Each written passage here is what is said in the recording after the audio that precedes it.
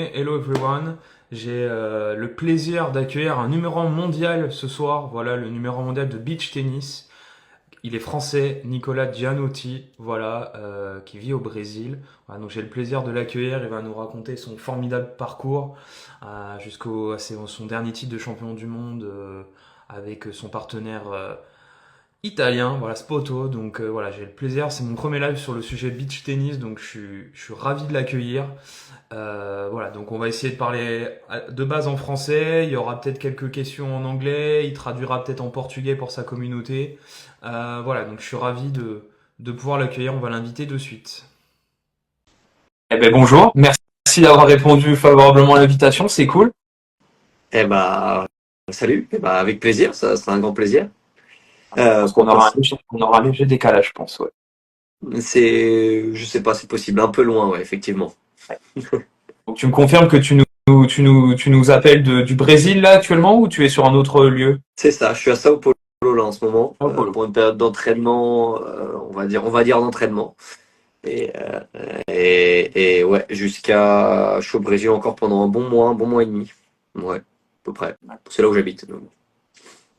J'ai vu ça, je me suis un peu renseigné pour le coup.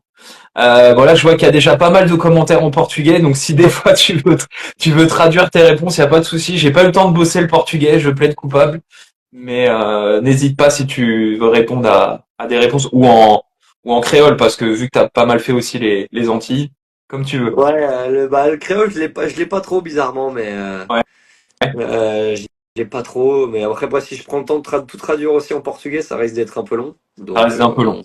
On est d'accord. on verra, mais malheureusement, je fais déjà pas mal d'interviews au portugais, donc ceux C'est vrai, qui. c'est ce que j'ai vu. Ouais. Hop, voilà, c'est ça, alors qu'en français, un peu moins, donc je pense que ça sera aussi sympa de changer un peu. Malheureusement, les gens vont partir, il y aura un peu moins de monde, parce qu'ils vont pas comprendre, mais c'est pas Pas grave, grave. ça. C'est pas C'est un grave, live ça change un français peu. au départ, il n'y a pas de souci. C'est ça. Euh, bon bah écoute, merci encore parce que je crois que c'est la première fois que j'accueille un numéro un mondial. Voilà, dans une discipline, c'est quand même fort. J'aurai un autre numéro un mondial la semaine prochaine dans une autre discipline qui est le racquethlon. Ok. Ok.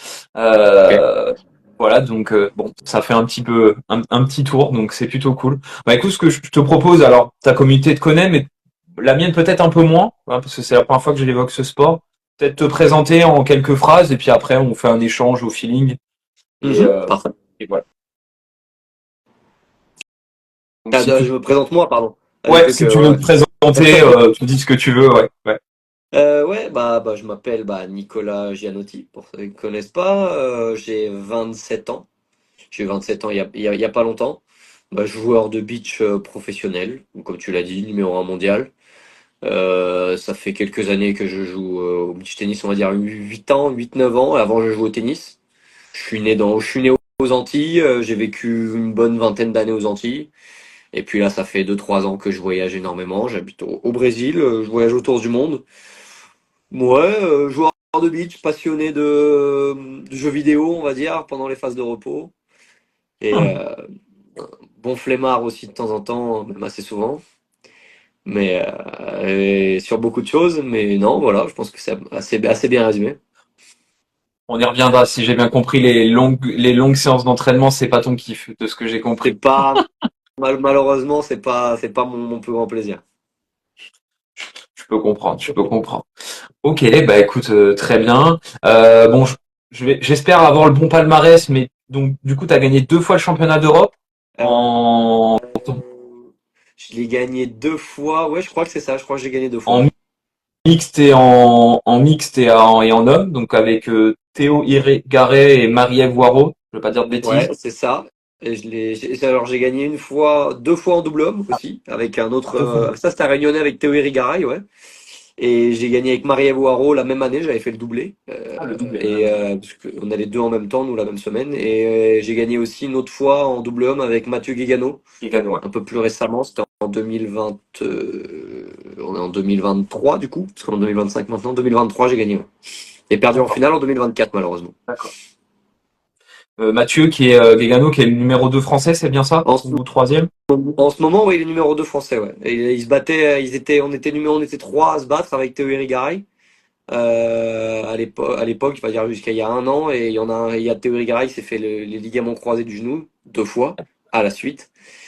Et donc depuis ouais, je suis numéro un et Mathieu numéro 2. Et donc et après il y a des petits jeunes qui poussent qui sont 40 et 50e mondial qui sont là.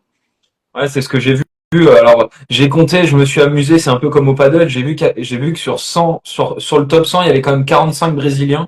Ouais, Euh, mais donc c'est plutôt pas mal. Alors c'est moins que les Espagnols au paddle, mais vous étiez quand même 6 Français dans le top 100. En tout cas chez les garçons, c'est pas mal. ouais, Une bonne c'est pas mal, c'est pas tendance. mal. Ah, ouais, c'est pas mal. La France est un bon petit vivier. Après, ouais, malheureusement, comme le paddle, un peu comme l'idée du paddle, ce sont des sports un peu nouveaux ou des sports un peu. Bah maintenant, c'est pas vraiment le cas avec le paddle, mais le beach, c'est un sport un peu niche où il n'y a pas beaucoup de gens qui voyagent autour du monde pour jouer. Et comme la plupart des tournois et des gros tournois sont au Brésil, et Ouais. bah, c'est surtout les Brésiliens qui y jouent parce que ça leur coûte pas très cher. Les étrangers, italiens, français, espagnols, surtout, sont ces quatre gros pays-là. Bah, voyagent, mais faut être allé loin dans les tournois, avoir des bons sponsors pour réussir à voyager et à faire plein de tournois. Un peu ce qui se passe bon, pour beaucoup de joueurs de paddle à l'heure actuelle qui essaient de gratter le top 100. Ouais. Bah, ils essayent de survivre un peu avec les sponsors, etc. Bah, nous, à peu près, si t'es hors du top 20, bah, c'est à peu près la même sensation que le top 100. C'est qu'hors du top 20, bah voilà, tu gagnes pas beaucoup de prize money, même voire pas du tout. Tu perds beaucoup d'argent, donc c'est compliqué, mais c'est pour ça on va avoir de plus en plus de Brésiliens dans le top 100. Mais les Français se battent, c'est bien. Et Bien. on essaye, bah, le numéro un mondial, ça aide aussi pour l'image du truc, mais Bien. en soi, non, ça fait quelques années qu'il y a pas mal de Français, ouais. On va dire une petite dizaine qui se battent dans le top 100, 150 pour essayer de se battre pour les places. C'est top. Et du coup, bon, tu disais en introduction, donc tu es né en Martinique, tu as vécu pas mal de temps en Guadeloupe. Bon, je connais bien la Guadeloupe dû à ma belle famille, donc ça me fait un peu sourire. Et, euh, et du coup, tu as découvert le beach là-bas. Alors, tu étais quand même 2-6 au tennis à Ouais. 17 ans, si je dis pas de bêtises. Et t'aurais pu partir en pôle espoir. Alors, ça devait être Poitiers à l'époque, Ouais. à J'ai Priori. trop de souvenirs. Et du coup, à ce moment-là, bon, tu disais, enfin, j'ai lu ça dans une interview, t'as refusé parce que tu voulais rester avec tes potes. Ouais, c'est ça, je crois que j'ai. Après, c'est un peu flou parce que je devais avoir 11 ou 12 ans, Ouais, euh, ouais, quelque chose très comme jeune. ça. Donc c'est plus des souvenirs de ma mère, entre guillemets, ce que me disait ma mère, parce que moi j'ai pas trop de souvenirs hein, de ça, mais je crois me souvenir où on était deux avec mon meilleur ami. On était deux bons potes et on avait fait un bon résultat à Blois en junior et on était un peu repérés tous les deux. Et je me souviens que bah tous les deux on avait à peu près dit ouais non pas vraiment envie de bouger. On était bien sur notre île, on s'amusait tellement bien, qu'on était au top. On savait que si tu bougeais pas de l'île, tu pouvais pas devenir pro, tu pouvais rien faire parce qu'il y avait pas assez de niveau. On était en 2-6 à l'époque où j'y étais, j'étais le mieux classé avec Ouais. plusieurs autres gars, mais on était 3 ou 4 2-6. Donc tu peux pas monter, tu peux Non, pas tu peux pas. progresser, c'est impossible. Non, tu peux pas. Donc moi je faisais à peu près en moyenne, je faisais à cette époque-là, je faisais en moyenne 20 matchs par an. 20, Oh, ça, c'est que dalle. 25 matchs par an, je devais faire 8 tournois et je commençais en quart ou en demi.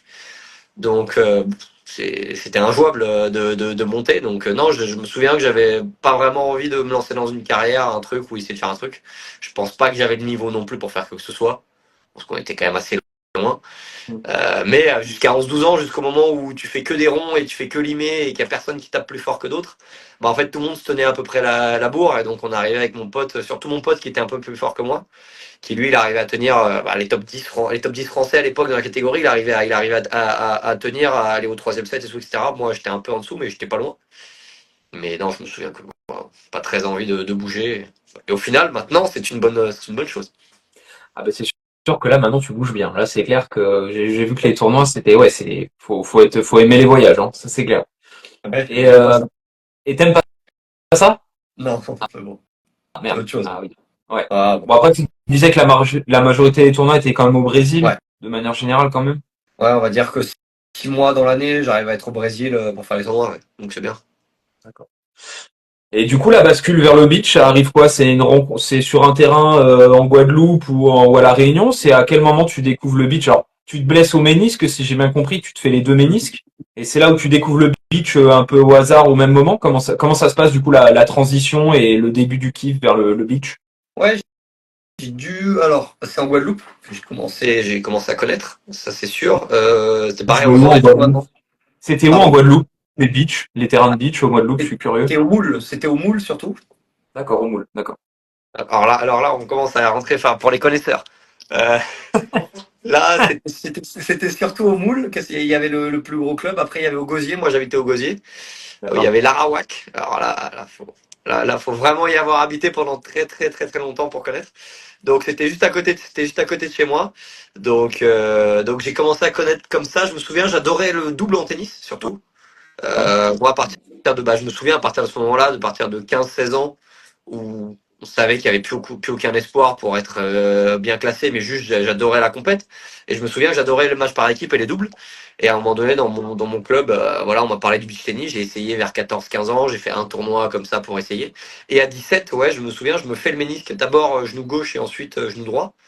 Aïe. Et là où injouable de continuer à m'entraîner 3-4 fois par semaine au tennis, c'était devenu impossible. Je faisais maintenant, même encore à l'heure actuelle, je fais 10 minutes de footing, je peux plus marcher. Ouais. Et j'ai commencé à jouer sur le sable avec une genouillère. Et je me souviens avec mon ami, et je me souviens, ça m'empêchait pas vraiment de jouer. Ça faisait attirer un peu, mais ça m'empêchait pas vraiment de jouer. Surtout les impacts durs sur le ciment qui me faisaient mal.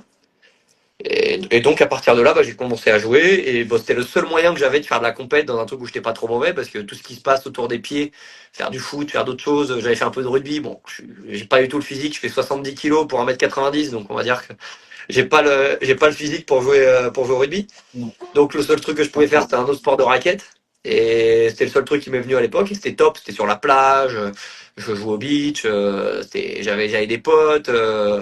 T'étais sur la plage avec tes amis, tu rencontres des filles et tout, etc. J'ai rencontré ma première copine à l'époque. Non, mais c'est aussi une phase importante. Ah oui, tout J'ai rencontré à fait. ma première copine là-bas et qui elle était investie et qui jouait très souvent et qui faisait les championnats de Ah France. oui, Et quand donc même. elle m'a aussi aidé à me motiver, à me dire ouais, essaye, tu peux faire quelque chose. Et donc dans tout ça, avec entre mon ex et mes amis, tout ça, et voir que j'ai un petit niveau parce que j'étais assez grand, une bonne main, on va dire moi je suis un peu un talentueux, un peu truc, donc c'est venu assez vite. Donc tout ça a fait que j'ai kiffé, j'ai commencé à gagner quelques matchs et donc c'était vraiment kiffant.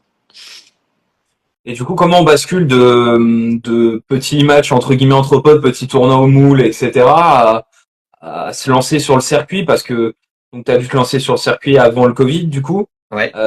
Ça venait d'être professionnel, c'est ce que j'ai vu. Il y a eu la reconnaissance du haut niveau en 2021. Mhm. Donc c'était pas encore reconnu sport pro. Comment on se dit je tente l'aventure en espérant que ça se professionnalise. Enfin, c'est quand même un risque Ça, entre c'est- guillemets. Comment ça Ouais, s'est clairement, ça s'est fait en deux autres étapes. Déjà, j'avais fait quelques tournois où je sentais que j'étais rentré dans le top 100 français, top 50 français peut-être.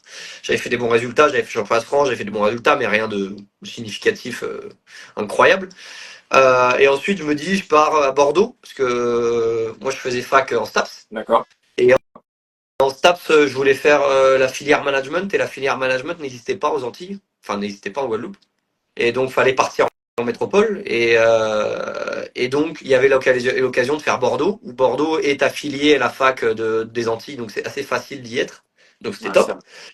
Et en plus, il y avait, bon, Bordeaux, top pour pouvoir y vivre. Et en plus, il y avait le centre national, on va dire, d'entraînement, où il y avait le sélectionneur de l'équipe de France, et il y avait les 2, 3, 4 meilleurs joueurs français qui s'entraînaient à Bordeaux, qui sont toujours Irigara et Guigano, mais à l'époque, il y avait Thibaut François, qui a été un des premiers partenaires avec qui j'ai fait le circuit. Il y avait Hugo Culici aussi, où je suis allé. Enfin, il y avait plusieurs joueurs qui étaient dans le top 10 français à l'époque. Et donc, moi, j'y suis allé pour continuer mes études tout en essayant d'avoir un projet, essayer de m'entraîner, essayer de kiffer le plus possible. Mais à l'époque, c'était inimaginable de réussir à en vivre, hein. C'était vraiment un kiff à faire l'été. C'était surtout jouer juin, juillet, août en Europe. Parce qu'à l'époque, c'était pas encore vraiment développé au Brésil. C'était surtout en Europe, surtout en Italie. Ah ouais. Donc en fait, si tu voulais faire des gros tournois, il fallait que ce soit en Italie. Donc Du je coup, fais des tournois comme le ça. Et au circuit- final, vas-y. Non, non, non, non, je voulais rebondir sur l'Italie, oui, c'est que, mais mine de rien, le circuit ITF il a été créé en Italie il y a longtemps, en fait, au final, c'était même avant 2010, donc, ils étaient vraiment les précurseurs, au final. Ouais, en fait, le beach est né en Italie en 1980, quelque chose comme ça, je dirais. Même avant, 70, je 80. crois. Ouais, Ouais, même l'année 70. Enfin, même avant. Et en fait, le circuit a été vraiment pro. On va dire qu'il a commencé à être pro depuis 2010, on va dire, ou pro après. C'est dans le contexte, dans pro à une échelle vraiment minime. ouais, bien sûr. Ah, voilà, et donc je me souviens à partir de 2018-2019, ça commençait déjà à exploser. Moi j'ai commencé à faire des gros tournois, à être justement à Bordeaux en phase d'entraînement comme ça, un peu intense, en continuant les études en 2018. Donc je me lance un peu à faire des tournois, je rentre dans le top 30 mondial 2018 ou 2019. Mhm. Et ensuite il y a le Covid 2020 qui arrive, qui stoppe. Et en fait, bah, pour nous, pour le beach tennis, le Covid a été la plus grande chance qu'on ait eue. Parce qu'en fait, Faut le noter, ça, c'est beau, dit comme ça. ouais, non, c'est vraiment, bah, en fait, ce qui a vraiment fait exploser notre sport, c'est le Covid. Ah Parce qu'en oui, fait, la chance qu'on a eue, vous c'est pouvez qu'en tout fait, dire. à l'époque, à l'époque, en Italie, en Espagne, en Europe, etc., le sport était vraiment, vraiment semi-professionnel. Où tu gagnais un tournoi, tu gagnais 1000 euros, Mhm. tu avais 10 000 euros de sponsoring par an, tu arrivais vraiment à peine à payer les billets d'avion. Donc c'était vraiment, vraiment ridicule. Enfin, ridicule pour essayer d'en vivre. Mhm. Et à partir du Covid, en fait, le Brésil, on ne sait pas pourquoi. Enfin, moi je sais à peu près pourquoi, mais le Brésil a explosé le beach là-bas parce que pendant le confinement, enfin pendant la période du Covid, les sports étaient interdits. Au Brésil, il y a eu que les sports de plage et de sable qui ont été autorisés. D'accord. Et donc en fait, à partir de ce moment-là, bah, en fait, ils ont commencé à jouer un peu au beach tennis, à développer ça. Il y a plein de gens qui ont commencé à créer des arènes. Et en fait, ça s'est fait connaître comme ça au Brésil à partir de 2020, Incroyable. 2021. Ouais, incroyable. Et en fait, à partir de là, bah, en fait, ça a fait une explosion du beach au Brésil. C'était déjà un peu connu là-bas, mais c'était vraiment un truc très mini. Et depuis ça, en fait, bah, ça a explosé. Il y a des clubs de partout. À Sao Paulo, à Sao Paulo, il y a, comment ça s'appelle, des milliers de cours. Moi, par exemple, j'habite dans une ville qui s'appelle Balneario Camboriú. Juste sur la plage, il y a une seule plage qui fait 5 kilomètres. Il y a 400 terrains de beach tennis juste sur la plage. Combien? 400, 300, 400 terrains de beach tennis juste sur la 400 plage. terrains de Ouais, beach. Oh la vache. ouais. Et ça, c'est juste sur une plage, tu vas pour te dire. Donc, en fait, ça a explosé, c'est un boom énorme. Ah ouais. Et en fait, donc pour nous, le Covid a été la plus grande chance qu'on ait eue pour le beach tennis. Et donc maintenant, les marques s'y intéressent beaucoup plus. Il y a beaucoup plus d'argent. Ça passe à la télé au Brésil. Ah, c'est Ça totalement passe sur dingue. ça passe sur les plus grandes chaînes au Brésil, ouais, ici. Donc en fait, ça a explosé. Donc en fait, niveau sponsoring, ça a augmenté. Niveau prize money, ça a augmenté. Niveau encadrement professionnel, ça a augmenté. Donc en fait, si tu veux vivre de ce sport, il faut à peu près vivre au Brésil maintenant. Donc on peut dire raisonnablement que tu gagnes ta vie maintenant. Ouais. Ouais, on va dire, moi, je gagne les 5 meilleurs hommes et femmes gagnent bien leur vie,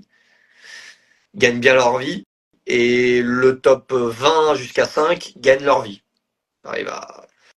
Et au-dessus du top 20, les gens arrivent à compenser avec le sponsoring, mais il faut leur qu'ils donnent des cours. Tu vois, faut réussir à donner des cours à côté, etc. Donc D'accord. on va dire que, mais nous, le top 5 hommes-femmes arrive à bien en vivre, ouais. On va pas s'en plaindre, ça c'est sûr. Mais depuis 2 ans. Depuis 2022, par exemple. Tu vois, depuis 2022, les sponsorings ont augmenté. Sinon, avant, c'était infaisable.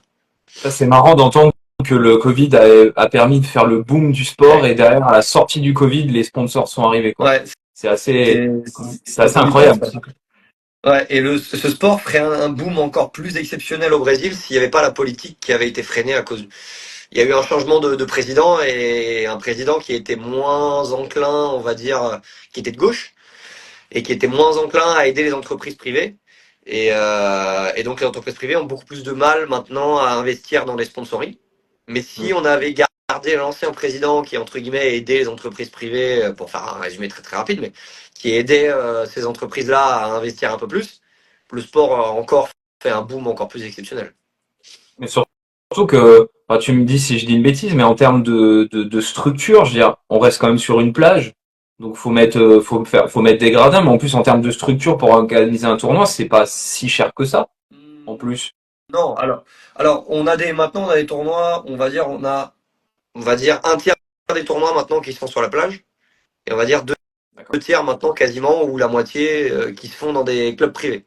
Le privé, Comme d'accord. un club de tennis, tu fais les terrains, et bah nous maintenant c'est des clubs de tennis, de clubs de beach avec le truc. Et en fait le sable, ça coûte, c'est pas donné. Tu vois, en France on avait vu, je sais plus, on s'est intéressé à ça avec des amis à Bordeaux, et ça coûtait à peu près 20 000 euros pour faire un terrain de beach tennis par exemple, de sable. Ah ouais, C'est ah, pas, j'aurais jamais dit autant. non, non, en fait, c'est pas si donné que ça. En fait, pour Ah, avoir c'est du pas bon sable de rentable la bonne qualité, du tout, c'est ouais. pas si donné. Mm. Ouais, ouais, parce que on a l'image du sport, c'est gratuit sur la plage, mais en fait, ça l'est pas si tu veux faire une structure privée. Ouais. Après, l'entretien et tout ça est beaucoup plus simple, mais c'est pas si donné que ça. Mais non, c'est pas une infrastructure qui coûte extrêmement cher, on va dire.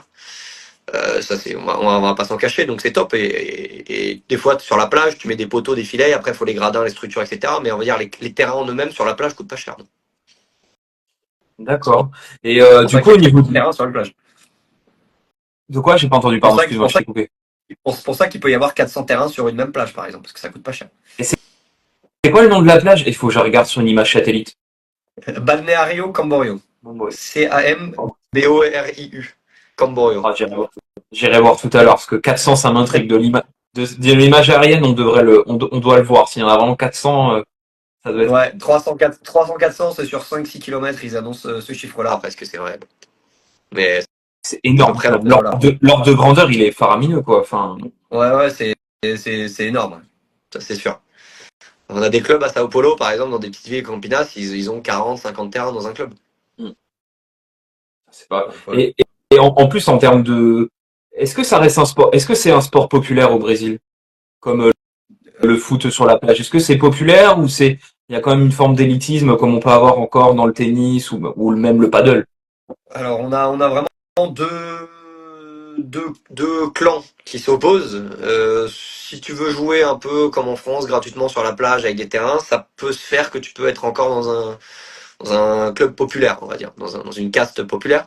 Mais ce sport c'est très tendu vers une caste assez élitiste, parce que les marques viennent de l'Europe surtout. Ouais. Et en fait, pour vendre des raquettes, pour vendre des balles, tout ce qui se fabrique en Europe, dès que tu viens euh, importer quelque chose de l'Europe vers le Brésil, t'es taxé d'une valeur quasiment 100% du produit.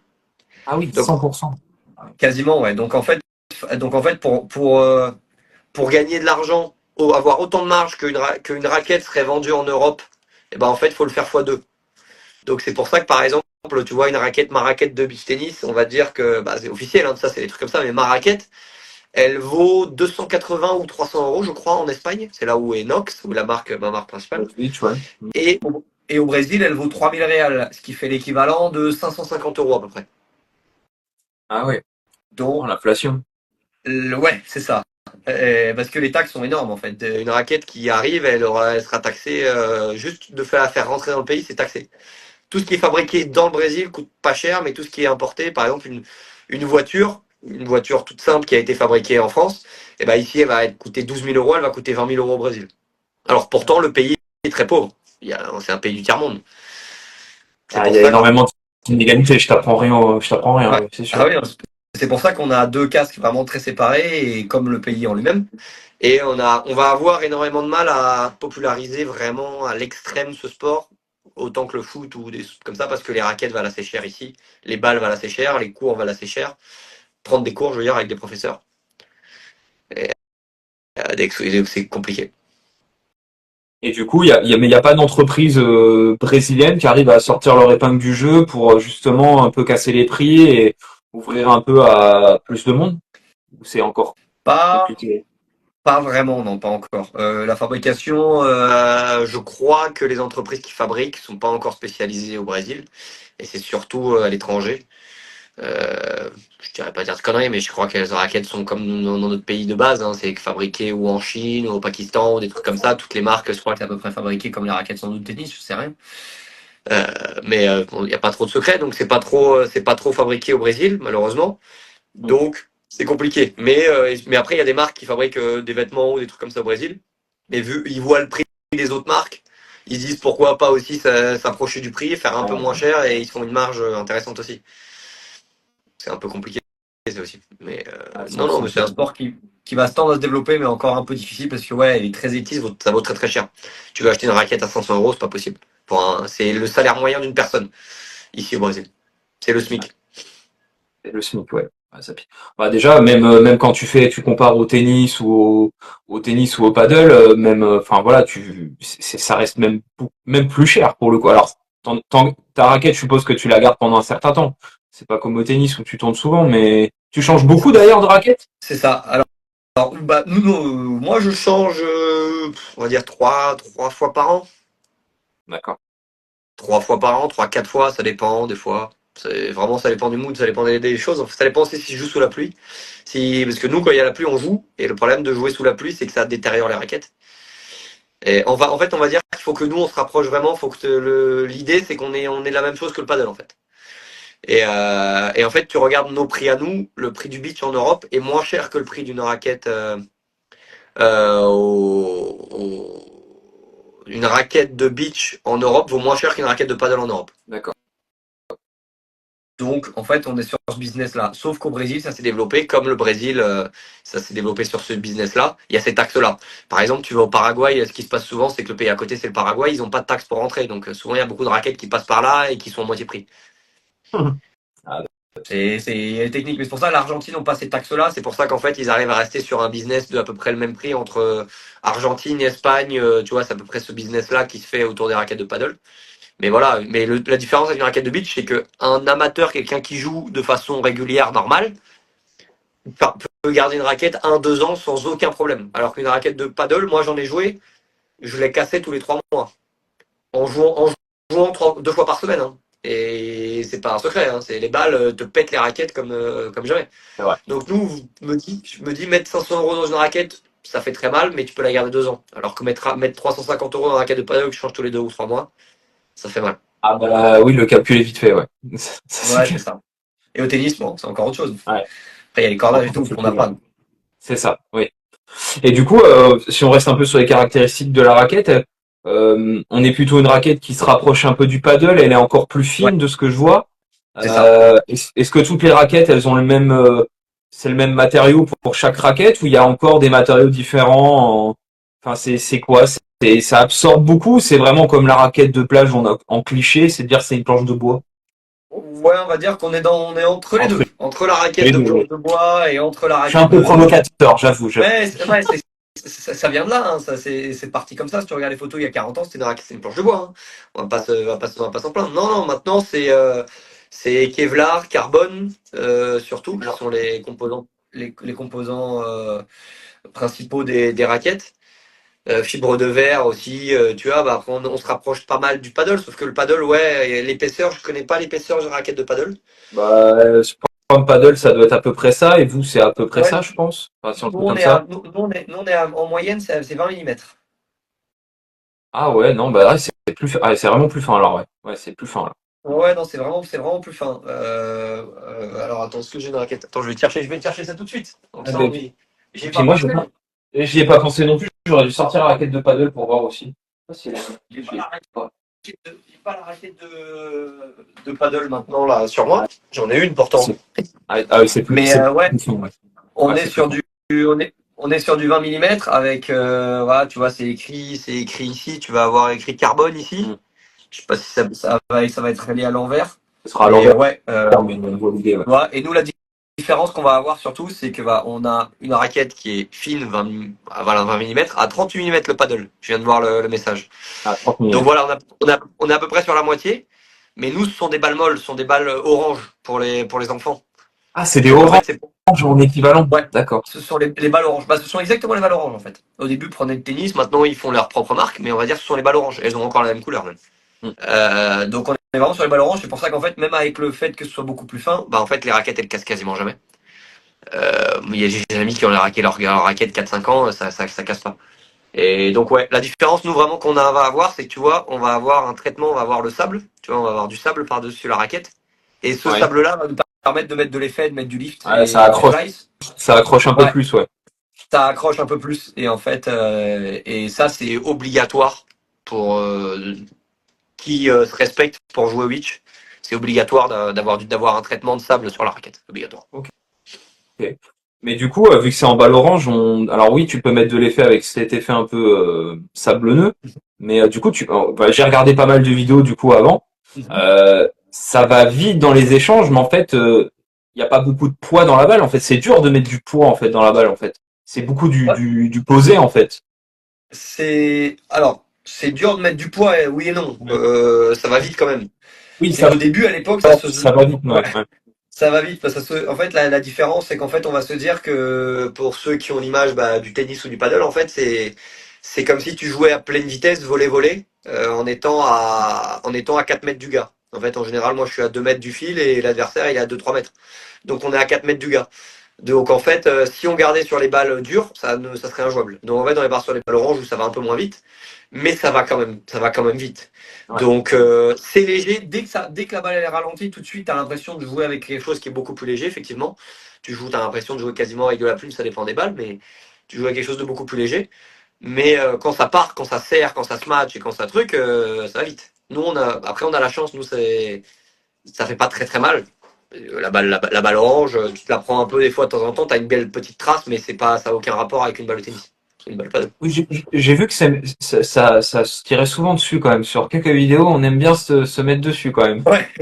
Ouais, il y a des choses en fait que tu vois dans beaucoup de sports et pour beaucoup de joueurs de paddle vont le savoir aussi, c'est qu'en général, un joueur qui joue quand il va ouvrir à la volée, ça va arriver souvent d'ouvrir ici, sur un côté. Donc en général, si tu tapes fort au niveau du corps, en général, c'est un peu plus dur de défendre. Donc en fait, pour pas essayer de toucher les raquettes, souvent on essaie de viser le corps pour que le fait que si où la balle elle est un peu haute et un peu sortir, mais en fait elle a aussi le corps le mec peut pas enlever son corps. Mais ça fait pas très mal. On s'excuse assez vite et ça fait pas très mal. Si vraiment tu la prends plein œil, ouais. Sinon, j'ai pris 150 millions de balles qui vont à pleine vitesse, ça fait pas très mal. Ouais, Si non, tu mais- prends un coup, c'est comme si tu te prenais. Et encore, tu vois, tu vais à les gens qui jouent au paintball. Tu vois, mais le paintball, c'est x10. Hein. X10, c'est vraiment, nous, on a une petite trace rouge pendant le temps du match, pendant une demi-heure, et après, elle est partie. Hein. Ouais, parfait. Donc non, non, c'est. Mais souvent, pour pas prendre la raquette ou pour essayer, on se dit au cas où ma balle elle va sortir, ouais, ça nous arrive de viser un peu le corps. C'est un peu salaud, mais c'est la réalité, ouais. Bah, du coup, au niveau du positionnement, j'ai un peu regardé, on se rapproche beaucoup, alors je pense qu'il y a la tactique un devant derrière, on se rapproche quand même pas mal du badminton au final, en termes de positionnement sur le terrain. Il y a souvent Ouais. un devant, un derrière. On est souvent, la plupart du temps, 80% du temps, on est quand même l'un à côté de l'autre. On va dire, on est Ah dans la ouais, phase ça m'a pas marqué. badminton. Non, en fait, on part du retour en étant ici, Ouais. et deux à côté, et t'en as deux de l'autre côté, t'en as un qui sert, qui est au fond, et l'autre qui est déjà à la volée. Donc forcément, t'en as un qui est devant, qui est derrière. Mais la base, entre guillemets, c'est les deux. Tout le monde à 3 mètres dans la phase de jeu, et après, tout le monde est à 3 mètres, et à partir de là, tu vas passer au-dessus, tu vas attaquer. Il y a souvent le joueur de droite qui va être légèrement plus agressif, légèrement devant, mais c'est pas si important que le badminton où t'en as vraiment un devant, un derrière en attaque et deux à côté en défense. On va être 80% du temps l'un à côté de l'autre, et de temps en temps, il y en a un qui va chercher un peu devant, un peu derrière, mais c'est souvent droite-gauche, la plupart du temps quand même.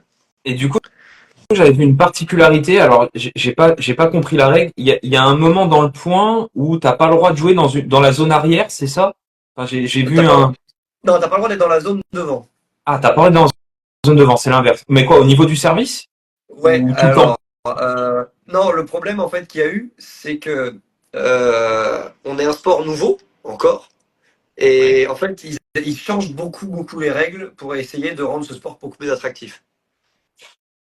Et au début, on a eu des balles très rapides, on a eu des raquettes très rapides, tout faisait qu'il n'y avait aucun échange. Ah ouais. Et donc en fait, ils ont changé les techniques. Et là, ils ont monté le filet de 1m70 à 1m80 pour les mecs, pas pour les filles sont restées à 1m70. Et il y avait aussi un problème, c'est quand il y a un joueur qui servait, le partenaire était souvent très proche du filet. Et Hmm. peu importe quel retour tu faisais, tu pouvais venir attaquer très souvent la deuxième balle. Ah, donc là, Et ils ont collé au badminton. Hmm. ouais, et donc en fait, on a fait une certaine zone où en fait, le partenaire, avant qu'il serve, si moi par exemple je sers, mon partenaire, il peut pas être dans les 6 mètres du terrain avant que moi je touche la balle. Il doit être quasiment collé à moi. Ah, d'accord. Et donc à partir du moment où j'ai touché la balle au service, là les deux joueurs peuvent rentrer. En fait, ça a fait en sorte d'essayer d'avoir un peu plus d'échanges.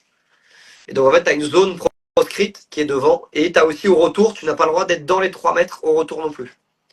On a, Ouais, c'est on, trop. on a un terrain, on a un terrain de beach volley qui fait 8 mètres. Et en fait, avant, tu avais des joueurs qui étaient au retour, qui étaient collés au filet, et qui mettaient juste la raquette d'un Ah côté pour essayer de défendre, parce que ça ouais. s'arrête trop fort. Et donc en fait, c'était soit ace, soit retour gagnant. Donc en fait, il n'y avait pas beaucoup d'échanges. Et ils font tout pour essayer de faire durer les échanges de plus en plus. Et donc en fait, cette règle-là, elle fait en sorte, elle essaye de tendre vers ça. Et les joueurs, vous êtes plutôt favorable à ça? Vous trouvez que c'est une bonne mesure d'évolution ou pas? Ça dépend pour qui. Par exemple, Ça dépend des styles de jeu, je suppose. ça dépend du style de jeu. Mon partenaire et moi, en fait, je pense que beaucoup de gens vont pas le cacher, mais en fait, c'est souvent à cause de nous que cette règle est arrivée. Parce D'accord. que moi, j'étais réputé pour être l'un ou le meilleur serveur du circuit, et mon partenaire était de très très loin le meilleur pour venir intercepter la balle. Et donc en fait, c'était très impressionnant. Ils ont appelé ça le one-two punch ou one-two combination, comme beaucoup disent. Et en fait, c'est surtout mon partenaire, Mathias Poto, l'italien, qui était très très très très fort là-dedans. Et ça cassait, il n'y avait aucun échange.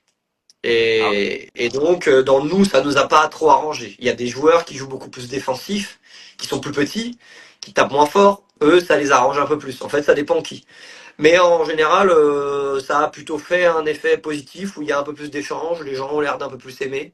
Donc on va pas s'en plaindre pour l'instant. Si les gens aiment bien, on fait toutes ces règles, on les fait pour les gens, on les fait pas pour les joueurs. Hein. Sinon il y a certaines règles qu'on n'aurait pas changées, mais bon, c'est pas ça très grave.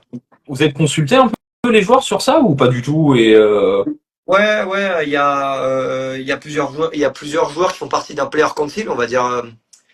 Une association à l'intérieur de l'ITF, parce que nous on est lié à l'ITF pour discuter de ces règles-là, ces changements-là. Et tu as 5-6 joueurs représentatifs du ranking où tu as un joueur qui est dans le top 10, un joueur qui est dans le top 20 et plusieurs joueurs qui sont hors du top 50 100 pour avoir un peu tout le monde.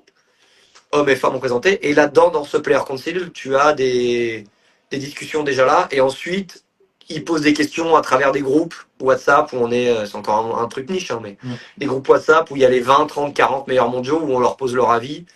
On leur pose la question et on va voir s'ils aiment bien. Mais après, à la fin, au final, les joueurs, peu importe ce qu'ils disent, c'est souvent ce groupe de player council qui va décider. Et c'est très rare qu'il y ait des règles qui soient faites vraiment contre l'avis des joueurs, parce qu'en général, les joueurs sont quand même assez souvent d'accord. D'accord. Non, mais c'est intéressant, mais c'est bien que vous soyez pour le moment, entre guillemets, vu que c'est une plus petite fédération, entre guillemets, c'est bien que vous soyez inclus dans ces discussions-là, ce qui n'est pas le cas dans beaucoup de sports, hein, on va être honnête. Hein. Non, c'est ça. On a cette chance-là d'être quand même assez inclus. Après, on va pas dire qu'on fait changer tes décisions, mais on va dire qu'on est un peu plus écouté que dans certains sports, oui, ça c'est sûr.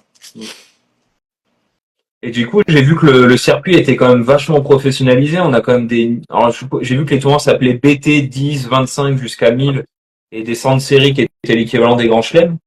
Bon, j'ai vu qu'il y avait déjà quand même plus de 400 tournois professionnels dans le monde. C'est quand même, pour un tournoi, comment dire, un sport jeune, c'est quand même vachement bien organisé quand même. Enfin, il y a de quoi faire, quoi. Ouais, il y a de quoi jouer un peu partout, il y a de quoi faire toutes les catégories, ça a été plutôt bien organisé. Avant, ça avait un peu rien à voir. Les noms des tournois, par exemple, n'avaient pas vraiment de sens. Là, maintenant, ils essaient de catégoriser un peu d'une manière un peu plus intelligente. Je trouve que c'est un peu mieux fait, c'est un peu plus clair. Par exemple, BT, on voit tout de suite que c'est beach tennis.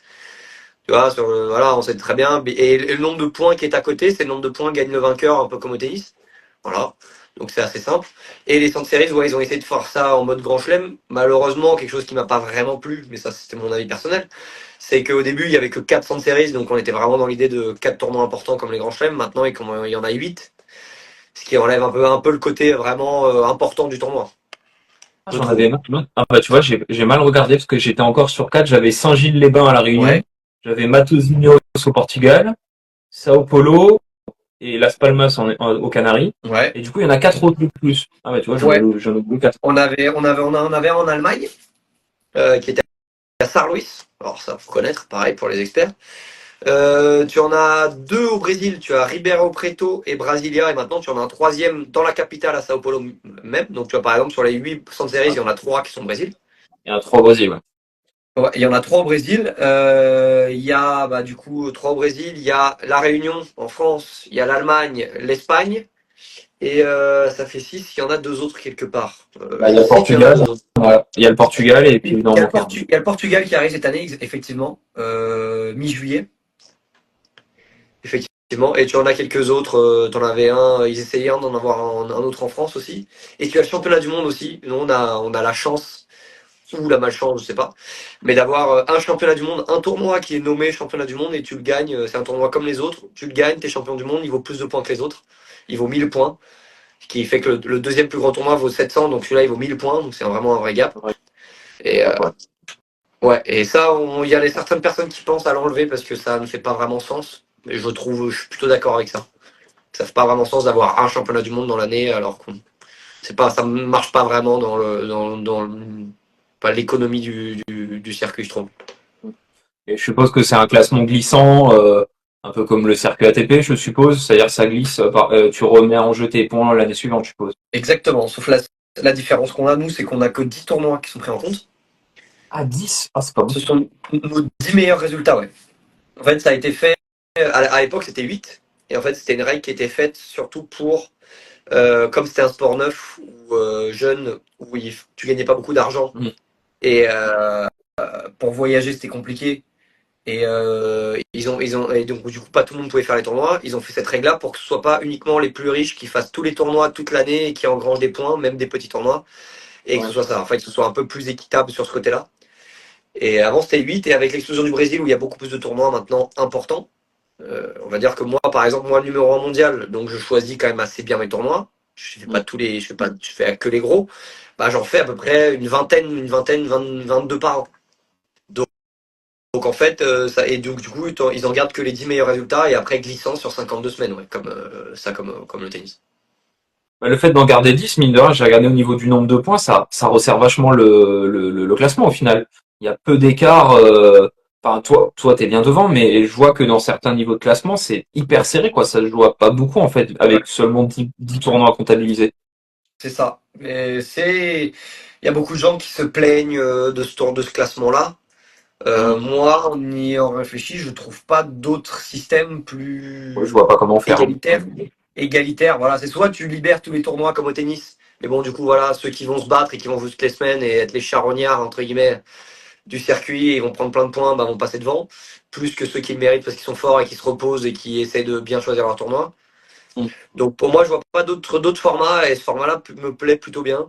Peut-être pourquoi pas repasser à 8 comme ça nous ferait faire moins de tournois parce que nous, le problème voilà, du coup qu'on a, c'est que t'as un sport comme le tennis où tu dois faire 20 tournois par an, mais si t'es numéro 1 mondial, tu gagnes 10 millions par an, bah moi je le fais avec plaisir. Nous, on n'a pas ça, donc on voyage beaucoup pour pas beaucoup d'argent. Tout même hors du top 20, bah tu gagnes pas d'argent. Donc en fait, voyager beaucoup pour faire beaucoup de tournois, pas beaucoup se reposer. Il y a les joueurs qui font 35-40 tournois par an, comme les baroudeurs du circuit tennistique qui sont les seconds couteaux qui sont en futur challenger, ils font pareil, hein. Donc voilà. Donc égalité de façon, je trouve que c'est bien, même si ça resserre un peu, comme tu dis, le fait qu'il n'y ait pas beaucoup de gap. Entre, mais je trouve que c'est la meilleure solution. J'en vois pas d'autres en tout cas. Peut-être qu'il y en a une meilleure, mais je la vois pas. Ok. Ah non, c'est intéressant. Bon, du coup, passons à quelque chose d'un peu plus kiffant. C'est quoi? Qu'est-ce qui te fait kiffer dans ce sport globalement? C'est les plongeons dans le sable, parce que j'ai vu que tu étais quand même un spécialiste du sujet. Qu'est-ce qui te fait vraiment kiffer dans cette discipline? Ouais, bah moi ce qui m'a vraiment fait au début, c'était le côté déjà en double, d'être à deux. Mm. Ça c'est vraiment le truc qui m'a fait kiffer le plus. C'est au début que quand tu joues, tu fais un tournoi, tu peux faire un tournoi professionnel, être numéro 1 mondial, tu joues sur un terrain, il y a de la musique en même temps. Ouais, c'est vrai. Tu Tu vois, m'avais dit. c'est des détails, mais il y a de la musique, les gens y parlent, les gens y boivent des coups, les gens y rigolent et tout, etc. Et ça, c'est vraiment un monde qui est vraiment kiffant, d'être sur la plage avec ses potes et tout, etc. Plonger, c'est quelque chose que, entre guillemets, on dit souvent, si tu plonges, c'est que t'es en retard. C'est que t'es mal placé. Donc, j'essaye de plonger le moins possible. Ça m'arrive, mais comme je suis assez grand, je fais pas très très souvent. Il y a des joueurs un peu plus petite taille qui malheureusement sont un peu obligés de plonger un peu plus souvent. Mais plus tu plonges, moins t'es passé. Mais c'est vrai que À quand tu faire fais du un temps. point énorme, tu plonges dans le sable, tu fais une défense, t'es dans le truc, dans l'ambiance, c'est génial. Ça, c'est vraiment le kiff absolu. Ah, mais il faudrait peut-être que le tennis s'inspire du beach tennis pour le coup au niveau de l'ambiance. Je sais qu'il y a des joueurs français comme Coco Moutet Ouais, qui prônent le c'est fait vraiment que voilà qui prône lui il adore venir jouer au Chili etc. Alors il se fait huer hein, mais il adore jouer dans ces ambiances-là. Il dit il faudrait que tout le monde puisse bouger pendant les points quoi. ouais. Bah, nous, tout le monde peut bouger. Le seul problème qu'on avait, c'est que on a encore du mal à faire respecter. En fait, nous, on est d'accord ici aussi pour dire un peu comme que le tennis devrait aussi bouger, mais nous, on a, entre les points, on permet que tout le monde bouge, parle entre chaque point. Ça, on s'en fiche, et tout le monde hurle, tout le monde siffle, tout le monde truc, ça, on kiffe, on n'aime pas, mais ça fait partie du folklore, et nous, ça, entre guillemets, les joueurs veulent pas perdre ça. Le seul truc, c'est que nous, on a un peu de mal, on a du mal à respecter pendant le point. Ah ouais, Euh, pendant le temps. pendant le point, il y a beaucoup de gens qui parlent, qui hurlent. C'est déjà arrivé qu'il y a des gens qui, tu sais, quand t'as un moment de silence, t'as un gars qui hurle et qui te dit fais la faute ou un truc comme ça. Pendant le service, tu vois, c'est des trucs pas ouf. Mais je constate très bien ce qu'il veut dire. J'ai vu les interviews, même il parlait de me la faire, de la mettre de la musique aussi en entrant sur le terrain, tu vois, des petits détails qui aident aussi. Mais non, mais l'ambiance de, on va dire, Coupe Davis, elle est top.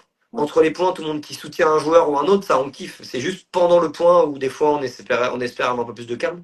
Mais entre les points, nous, il y a de la musique, il y a du truc, tout le monde parle, tout le monde danse. Le speaker, en général, nous, on a des speakers. Les speakers, ils causent, ils font des trucs, ils disent, waouh, quel point incroyable et tout, etc. Et ça a vraiment une ambiance assez fun. Et ça, c'est vraiment, je conseille pour ceux qui veulent venir voir des tournois. En métropole, c'est un peu compliqué parce qu'il y a un seul tournoi qui est à Royan. À Royan, ouais, Saint-Georges.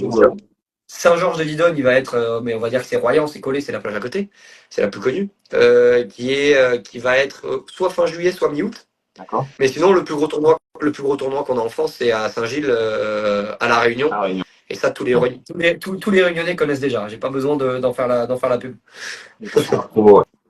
D'accord, une énorme ambiance. Et ouais, non, mais ça changerait. Mais du coup, il y a l'ambiance brésilienne est différente des autres pays. C'est ou pas. Il y a vraiment, c'est un microcosme Ouais. encore différent. C'est vraiment comme le tennis, c'est sud-américain, comme au foot. C'est Ah ouais, le peuple sud-américain.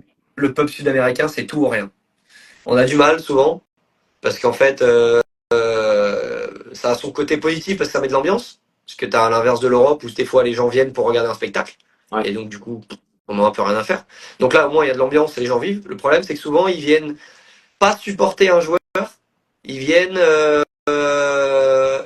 plus contre l'adversaire que pour le mec qui supporte. C'est ça le problème. Ah oui. Ouais. Ouais, c'est embêtant. C'est un peu le problème. Mais par exemple, tu vois, pour nous, ça paraît bizarre, mais tu vas voir un match de foot en Argentine ou au Brésil, tu vois un truc Boca Junior contre Santos. À la seconde ou avant d'entrer sur le terrain, les mecs s'insultent, les mecs sont sur les grillages, il y a des grillages pour pas rentrer sur les terrains. Les mecs s'insultent de partout, insultent leur mère, insultent les trucs. Le gars rate une passe, il a des insultes, on veut tuer sa mère, son père, etc. de sa famille. C'est compliqué, mais il y a ce côté-là sud-américain qui est très emballant, mais qui a ses côtés négatifs, malheureusement, des fois. Bon, de ce que j'ai compris, toi, t'étais plutôt quelqu'un t'es pas un calme sur le terrain, de ce que j'ai compris. Non, moi, je suis plutôt un mec qui essaie de mettre l'ambiance. Moi, Voilà.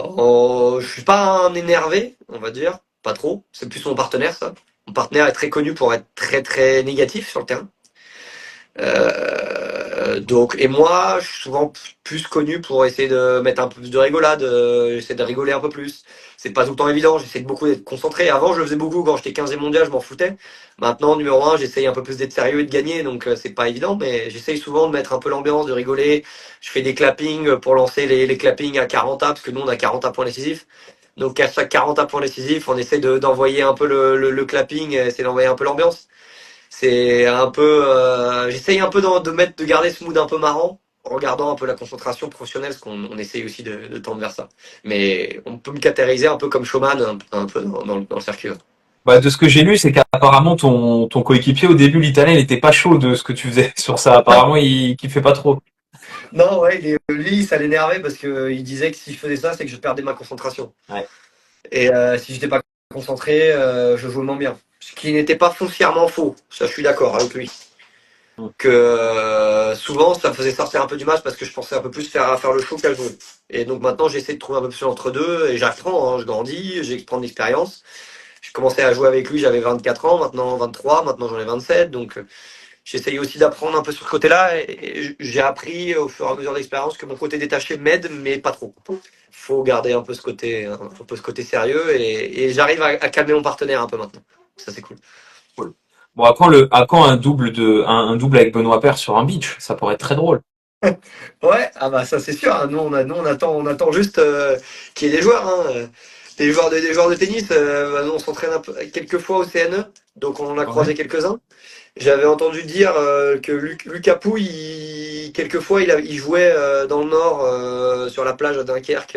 Ah ouais. Il jouait quelquefois au beach. Ouais, on avait discuté pas mal avec Richard aussi, qui était cool aussi. Beneteau aussi, qui était cool, qui était vraiment sympa. Au CNE, il était vraiment sympa. Il était blessé quand on l'avait vu. Mais il était vraiment cool. Mais non, nous, le rêve qu'on a en tant que joueur de beach, c'est de voir mon fils. C'est de voir mon fils parce que on sait qu'il a les qualités physiques parfaites pour ce sport, explosif, courir, sauter, etc. Et ça, c'est vraiment ce à quoi on rêve. Et on rêve tous de voir un Gaël Monfils un jour comme français jouer un tournoi. Mais Benoît Paire, physiquement, je pense pas que ce soit le meilleur, mais je pense qu'avec son côté showman, il kifferait ce côté-là, avoir les mecs, il y a des joueurs qui boivent des bières entre les matchs, tu vois, ce Oui, le côté-là où santé Marion serait très bien il adapté. serait Ouais. très bien adapté, il peut charrier, moi je charrie le public pendant les matchs et tout, etc. Tu vois, par exemple, des mecs comme Kyrgios, public et tout, etc., sans rentrer dans le côté négatif, mais juste dans le côté showman, bah en Mal, fait, ouais. c'est vraiment tout ce que je recherche, le public des joueurs de beach. Mm.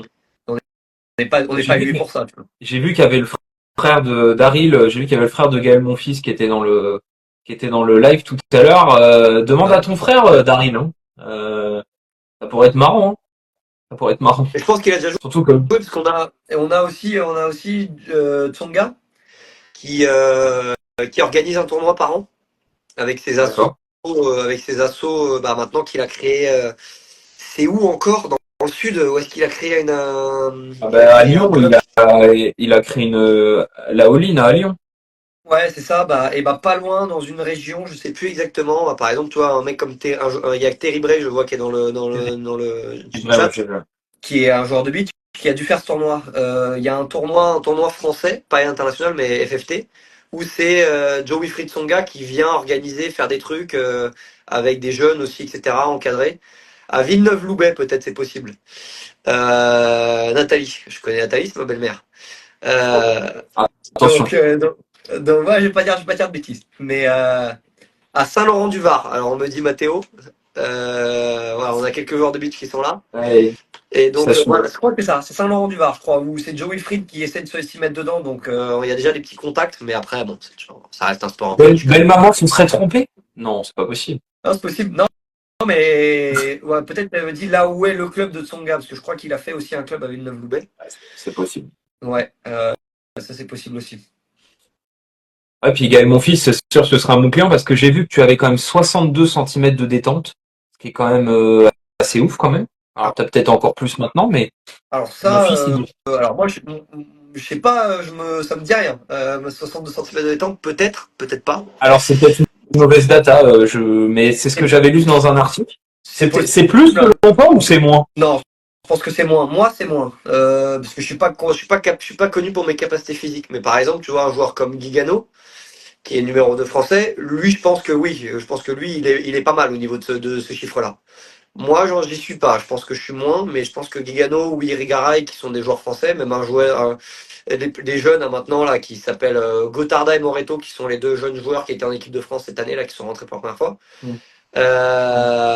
Ça saute haut. Ouais. Mais moi, je suis pas connu pour ma détente, non, non, non. Mais je saute quand même. Je saute Oui. pas mal parce que pour jouer dans le sable au fur et à mesure, tu dois t'y adapter quand même. Mm. Mais c'est pas mon gros point fort. Du coup, ça me fait une bonne transition. Ce serait quoi les qualités essentielles pour être un très bon joueur de beach? Alors, pour être un très bon joueur de beach, physique ou mental, ou les deux. Ou les deux, a priori, ouais.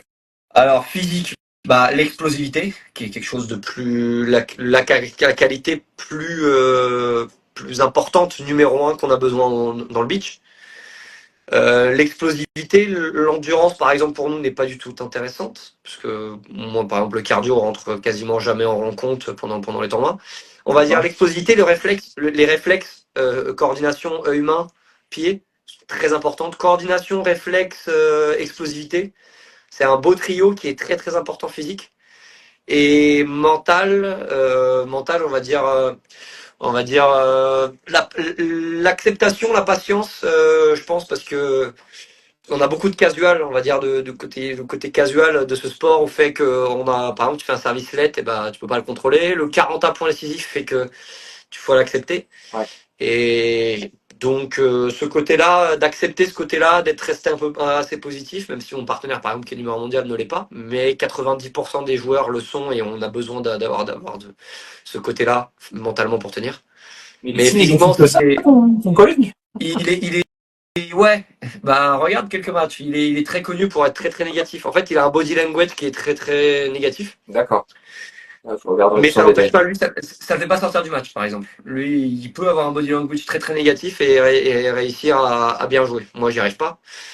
Mais il est connu pour ça. En fait, c'est parce que c'est son caractère et c'est son truc. Mais moi, je m'y suis fait. Mais c'est quand même c'est un plaisir de jouer avec lui. Hein. C'est juste que de l'extérieur, c'est pas très. Des fois, tu te dis, c'est c'est dur à regarder. Mais ça, non, mais l'explosivité, réflexe et coordination, c'est le beau trio. Et c'est pour ça que je dis Gaël, à mon avis, ça serait un bon petit client. Tu m'étonnes. Bah écoute, je le taguerai, je republierai le live tout à l'heure, je le taguerai, on verra s'il y a une petite réaction, Espérons. ça pourrait être une jolie passe D. Ouais. Euh, et du coup, euh, bah, tu vis au Brésil Ouais. actuellement. Qu'est-ce qui te fait kiffer au Brésil? Bon, je suppose que t'as une vie familiale ou en tout cas t'as quelqu'un, si j'ai bien compris, du coup, au Brésil. C'est pas dur d'être loin de ses racines, même si t'as été surtout dans les Antilles. Enfin, comment on vit ce... t'as pas le dépaysement, toi, au final. Alors, on va dire que pas vraiment, parce que je suis pas non plus ultra attaché, par exemple, aux Antilles. J'aurais pu ne pas, je pourrais ne pas y retourner y vivre, ça ne me tuerait pas. D'accord. J'ai toujours été habitué à voyager très très tôt, mais on va dire que c'est quand même difficile, parce que j'ai uniquement ma copine qui est avec moi. D'accord. Mes amis qui sont sur circuit parce qu'ils sont devenus des amis à force d'être avec eux tout le temps, H24, sur tous les tournois. Mais on va dire mes amis proches qui sont à La Réunion, aux Antilles, en métropole, que je me suis fait en ayant habité à Bordeaux, en ayant à La Réunion, bah, c'est très difficile. J'essaie de retourner le plus possible, j'essaie de retourner au moins une fois par an, voire 2 fois par an à La Réunion, par exemple. C'est là où maintenant j'ai des amis plus proches. Mm. Mais c'est le côté très difficile, c'est qu'on voit pas sa famille, on voit pas ses trucs. Je suis pas milliardaire en me disant je serais milliardaire, j'aurais 2 semaines, je me paierais un aller-retour à la run, 4000 euros de billet d'avion, j'y retourne pour 2 semaines. Non. Si j'ai 2 semaines, je vais pas m'amuser à payer 4000 euros un billet d'avion toutes les 2 semaines pour essayer de retourner. Tu vois, j'ai pas aussi ces moyens-là. Donc c'est un peu compliqué. Donc non, mais le côté positif du Brésil, ce qui est bien ici, la nourriture est pas mal. La viande, Ouais. qui aime la viande, ça c'est vraiment Ça fait top. longtemps. Et ce qui est vraiment top au Brésil, moi je trouve, le côté positif que je dis, c'est tout est possible.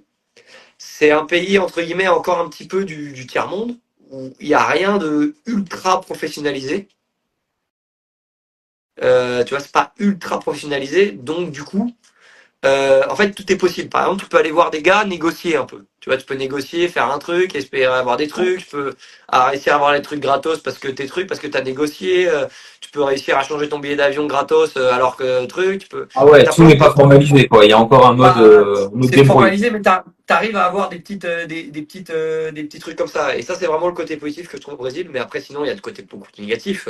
Qui fait, bah, c'est un pays étranger avec une culture très différente, j'aime bien la culture, mais très différente. Tu vis loin de la famille, ça c'est très compliqué. Bah, comme me dit par exemple toi Terry qui est dans le qui est dit en message pour tous les joueurs de tennis dans le monde entier, de tous les joueurs qui voyagent, surtout des sports indiv, je dirais, parce que les sports co, ils voyagent, mais tu restes quand même une bonne base. T'as une semaine sur deux, t'es à la maison par exemple. C'est ça. Tu vois, t'as un week-end sur deux, t'es à la maison et l'autre week-end t'es en dehors, mais tu t'entraînes la journée. Nous, on voyage beaucoup, donc c'est quand même ce côté-là qui est quand même le plus difficile que nous on a à gérer. Mais j'ai eu la chance d'avoir moi ma copine qui me suit.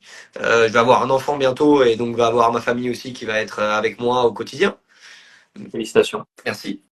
Mais pour ceux qui n'ont pas cette chance-là ou qui sont célibataires ou qui ont leurs copines qui sont à l'étranger, c'est pas évident.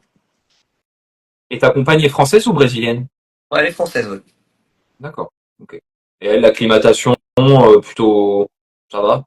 Ouais, ça va. Bah, dès que t'as commencé à parler la langue, c'est bon. Ok. Et au début, le problème c'est que c'est un pays, voilà, vraiment un pays du tiers-monde où l'éducation est très difficile ici. Faut payer très cher ou tu l'as pas, en gros. Et donc, beaucoup de gens ne l'ont pas. Et donc, personne ne parle anglais. Mais personne ne parle anglais. Ah Donc, ouais. en fait, dès que tu parles pas portugais, bah, en fait, tu captes rien. Et nous, moi, la première année, pareil, ma compagne, les 6 premiers mois, première année, bah, en fait, moi, je suis allé d'abord tout seul pendant un an, où en fait, bah, je parlais pas un mot. Mon partenaire qui était italien, on parlait qu'en italien et je parlais pas très bien. Au début, portugais, je parlais pas beaucoup portugais. Et donc, en Ouais. fait, t'as du mal à créer des amitiés, t'as du mal à un truc, et le soir, t'es tout seul. Et en fait, c'est le côté très difficile au début de s'adapter. Mais maintenant que je parle, on va dire, assez couramment, même si c'est pas couramment, mais assez couramment italien et portugais, maintenant, j'arrive à me lier d'amitié avec tout le monde. Donc, ça, c'est vraiment beaucoup plus cool. Mais elle aussi, du coup, Puis c'est surtout maintenant, que, elle parle portugais et couramment, donc c'est top. oui, bah là je vois les noms qui passent, t'as quand même une énorme communauté portugaise, hein. Ah bah, on va dire, sur mon Insta, j'ai 100 000 followers, je dois avoir 98 000 portugais, Ah brésiliens. bah ouais, c'est assez 80, ouf. Ouais, j'ai regardé par curiosité, ouais, c'est bon, c'est normal, 95 moi, 000, tu sais. 95 000 Brésil et 5 000 trucs. Bah, en fait, c'est vraiment un sport un populaire ici, alors que ça n'est pas en Europe. Ah ouais, c'est clair. Non, non, c'est clair. Et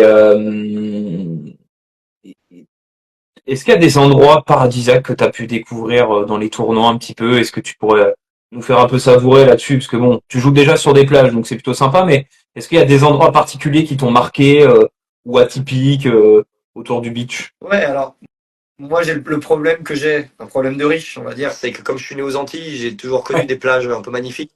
Donc, pour c'est moi, vrai. une plage magnifique n'est pas la même définition qu'une plage magnifique pour d'autres personnes. Déjà, la question, Euh, c'est est-ce que tu préfères les plages de la basse terre ou de la grande terre? Déjà, la première alors, question. ah ouais, c'est deux styles très différents. Pour Je ceux qui connaissent pas, je le sais bien. pour ceux qui connaissent pas, on va dire, bah, le Grande Terre, c'est plutôt plage. Est-ce que je préfère plage de sable blanc avec de l'eau bleue et où il n'y a pas de cailloux, ou alors je préfère plage de galets ou plage de sable noir avec cascade Exactement. et des plages un peu moins bleues. On va dire que le cliché, je préfère la sable blanc avec le bleu, le bleu transparent turquoise. Ça, je vais pas m'en plaindre, hein. Et par exemple, bah, du coup, la Réunion, c'est le spot, un spot magnifique aussi. Donc ça, c'est incroyable. Aruba, on a eu aussi, on a la chance. Aruba, c'est une petite île dans les Antilles où c'est très beau. Je suis allé à Porto Rico aussi, Mhm. une île aussi assez jolie. Voilà, au Brésil, les plages sont pas incroyablement jolies. C'est Ouais. pas, c'est pas le grand rêve, les plages au Brésil. Mais on va dire, ouais, plage aux Antilles, à La Réunion, à Aruba, j'ai fait, c'est pas mal. C'est vraiment pas mal. Sable blanc, eau turquoise, après le match, tu vas dans l'eau, l'eau elle est à 28. T'as limite Ça un va. peu de mal. T'as limite un peu de mal à te refroidir parce qu'il fait elle est un peu trop chaude. Ouais, je suis pas encore allé à Tahiti. Effectivement, c'est pareil. À chaque fois, on me demande d'aller faire un tournoi à Tahiti, mais c'est pareil. Le problème, c'est que c'est loin. Donc, pour faire un tournoi de 2 jours, c'est un peu long, c'est un peu loin. Ah, Donc, c'est exactement ce que j'allais poser comme question. C'est est-ce que au moins au niveau organisation des tournois, quand tu pars par exemple en Italie ou à la Réunion, est-ce que au moins il y a quelques tournois condensés ou c'est vraiment des fois comme tu dis, on vient vraiment pour 2 jours. ça dépend.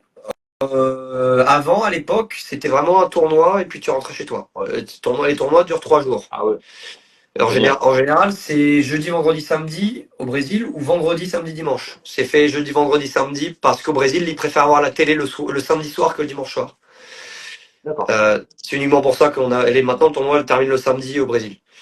Mais non, maintenant ils essayent de faire des circuits. En général, maintenant ils essayent de faire 3 tournois à la suite, je dirais. C'est J'essaie mieux. de faire plutôt trois tournois à la suite, 2 semaines de pause, puis 3 tournois à la suite, puis 2 semaines de pause. En général, ils essaient de faire assez ça, et par continent. On va dire que de février à mai, on joue au Brésil. Mais on va en entier, on va à La Réunion, puis on retourne à Grande Canaria. Ah ouais. Mhm. Ouais, on va dire Europe, on va dire. Et ensuite, juin, on retourne au Brésil. 3 tournois. Et puis après, juillet, août, septembre, c'est l'Europe. Allemagne, Portugal, Italie. Grèce aussi, on a championnat d'Europe en Grèce aussi. Et à partir de octobre, on repart sur le Brésil. Brésil, D'accord. Aruba, Porto Rico, les Antilles. Mais en général, on essaie de suivre l'été. Parce qu'au Brésil, l'été, c'est en décembre. En décembre, ouais. Ouais. Mhm. Donc, Ouais, c'est on essaie de suivre à peu près l'été, ouais. hémisphère sud, ouais. Ouais. C'est ça. Ok. Ouais, non, bon, tu passes quand même la moitié de l'année au Brésil, quoi, à peu près. Entrecoupé, entrelacé, Entrecoupé. je pars un mois, je pars 2 mois, je retruc. En général, il y a le mois de décembre et il y a le mois de janvier, on va dire, le mois de janvier est off. Donc en général, en janvier, soit je repars à La Réunion, soit je repars en Italie. Cette année, je suis allé en Italie, pas à La Réunion. D'habitude, je vais à La Réunion. Par rapport à, voilà, ma femme qui était, ma chérie qui était enceinte, et donc du coup, c'était pas si évident de voyager. Mais sinon, normalement, je rentre à La Réunion à cette période-là aussi. Ça fait encore plus de voyages. C'est clair. Et du coup, là, actuellement, tu disais que tu as 27 ans. Comment on se projette dans sa carrière professionnelle? Parce que autant au tennis, même au tennis, on arrive à avoir à peu près la longévité d'un joueur de tennis professionnel. Bon, c'est vrai qu'en ce moment, il y en a qui cassent un peu les codes, donc il y en a quasiment qui vont jusqu'à 40 ans, comme Stan Wawrinka ou même Djoko, mais tu t'imagines encore faire 10 ans sur le circuit? Ou t'as déjà, sans forcément le dire, mais est-ce que t'as déjà des idées pour la suite? Alors forcément, je réfléchis à la suite. Après, je suis pas le meilleur pour anticiper ces choses-là. Moi, je suis plus réaction, action, réaction. Je vois un truc, je vais le faire, basta. Mais prévoir sur le long terme, j'ai du mal. Pour ça, j'essaie de m'encadrer un peu de personnes qui peuvent m'aider. Mais non, j'ai des idées. J'ai trois, quatre idées pour essayer de faire sur le futur. Après, réussir à les faire. Tu vois, par exemple, des idées que j'ai sont toutes simples, mais soit m'investir dans des projets au Brésil, dans des clubs, dans des infrastructures, ou créer une académie, ou alors une méthodologie et essayer de l'enseigner ou ne pas l'enseigner. Ou ça, c'est une première vision. Par exemple, il y a des marques aussi, par exemple ma marque Nox, qui pourquoi pas me dit par exemple sur le long terme, essayer d'avoir des projets sur le long terme, et pourquoi pas après derrière être ambassadeur de la marque, voyager pour la marque. Par exemple, je sais qu'il y a il y a aussi des moyens de voir, d'essayer d'entraîner, par exemple, devenir entraîneur de joueurs sur le circuit. Pourquoi pas si je deviens entraîneur, essayer pourquoi pas aussi de voir avec la fédération française pour essayer de travailler, pourquoi pas aussi en aide avec la fédération. Tu vois, moi mon rêve aussi dans le futur, ça pourrait être entraîneur de l'équipe de France par exemple. Tu vois, d'ici là. Mais il y a encore du temps, mais tu vois, ça pourrait être un truc, un projet sur le long terme qui pourrait être intéressant. Il y a plusieurs brèches, il y a plusieurs fenêtres après à voir ce qui se passe. Et ce sport-là est un sport, je pense, qui permet de jouer assez tard. Ouais. Même Tu si disais que l'exposition. physiquement, c'était pas si dur que ça. Non, en fait, qui la première fois va jouer au beach tennis dans le sable va se dire c'est horrible, tu dois te déplacer dans le sable, c'est incroyablement physique. Mais en fait, quand physiquement tu t'y adaptes, en fait, on fait pas des longues séquences, on fait vraiment des courtes séquences de deux, trois déplacements, 4 déplacements et assez rapides. Ce Mm. sont pas des longs enchaînements, donc en fait, ça peut se tenir et le terrain est pas gigantesque. Ouais. Donc en fait, tu arrives à te déplacer si tu à peu près tu sais te placer, tu sais à peu près te coordonner.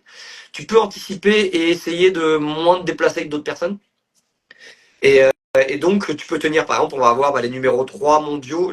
En fait, on va dire, nous, on est l'équipe numéro 1, mais l'équipe numéro 2, ils ont 33 et 34 ans. Ouais, ce que j'ai vu, ouais. Un peu Et plus vieux que vous. ils sont peut-être à leur prime de leur niveau. Donc, non, non, je m'inquiète pas de ça. Après, moi, physiquement, je suis un peu un feignant. Donc, je suis pas très fort sur ce côté-là. Moi, j'aime jouer, donc je suis pas sûr que je tienne très longtemps. Je commence déjà à me blesser, tu vois, mon poignet, je commence déjà à me blesser. Donc on va voir comment ça va se passer. C'est quoi? C'est une tendinite? J'ai tendinite plus un kyste qu'il faut que je résous ça. Et là, normalement, semaine prochaine ou dans 2 semaines, je vais essayer de faire une ponction plus une injection, essayer et faire des renforts kinés, etc. Mais j'essaie de le caler. Je l'ai su il y a pas longtemps. J'ai su vraiment que ça, que je devais traiter ça il y a une semaine. Donc j'essaie de caler ça pour pas perdre de tournoi. Ouais. Donc on verra. On verra. Mais pour l'instant, c'est douloureux. Pour l'instant, c'est compliqué. Mais on va voir d'ici quelques semaines, mois. On va voir comment ça se passe. Bah, du coup, ça me fait une bonne transition un peu sur l'hygiène de vie. Est-ce que tu disais pas beaucoup d'entraînement, enfin pas beaucoup, tu t'entraînes, enfin tu t'entraînes beaucoup, mais pas forcément sur l'aspect physique. Ouais. Est-ce que justement le Brésil, on a aussi l'image des fêtes sur la plage, etc. Est-ce que justement ça fait beaucoup la fête et l'hygiène de vie n'est pas, on va dire, obligatoire pour percer, ou est-ce qu'il faut être un moine? Non, non, non, non. Il faut. C'est un sport qui permet un poil plus de marge que des sports comme le foot ou le tennis. C'est vrai. Mais si tu regardes dans le top 20, t'as que dans le top 20, top 30, sur le top 20, t'en as 18 où c'est que des acharnés qui jouent tous les jours, qui font 10 heures de physique. Enfin, moi, on va dire que moi, je m'entraîne pas beaucoup physiquement, mais je fais 3 heures de physique par semaine, 3-4 heures de physique par semaine. On va dire que je fais 2 à 3 séances, ça dépend en fond, tu vois, je fais 2 à 3 séances de renfo, muscu, en mobilité. Ce qui pour un joueur pro est rien du tout, mais pour le commun des mortels, c'est déjà bien, tu vois. Et au beach, je touche la raquette sur 365 jours, ma raquette, je suis sur un terrain 300 jours sur 365 jours. Là, c'est Donc, énorme, par contre. ouais, je joue 6 jours sur 7.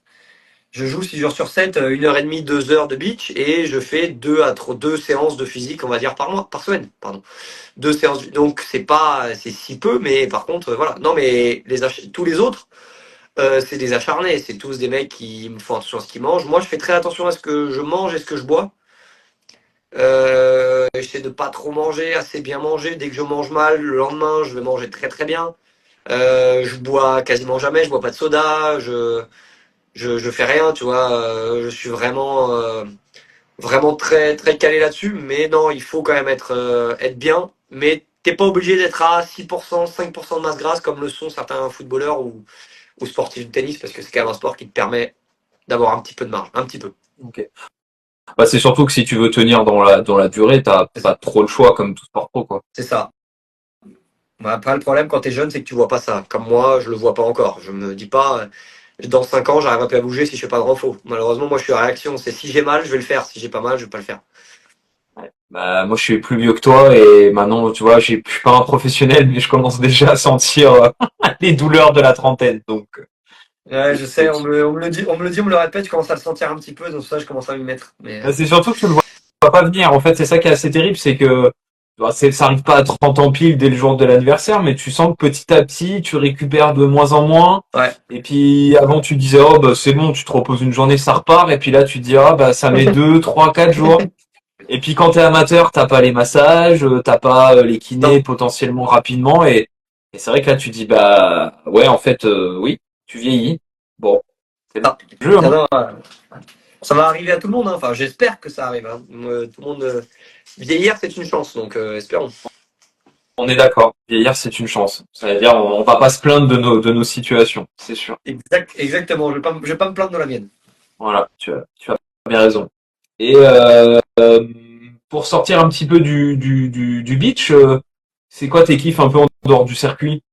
Qu'est-ce que t'aimes Alors, faire un petit peu au Brésil ou autre part d'ailleurs, mais ouais, au Brésil, bah moi je suis grand amateur de jeux, de jeux. D'accord.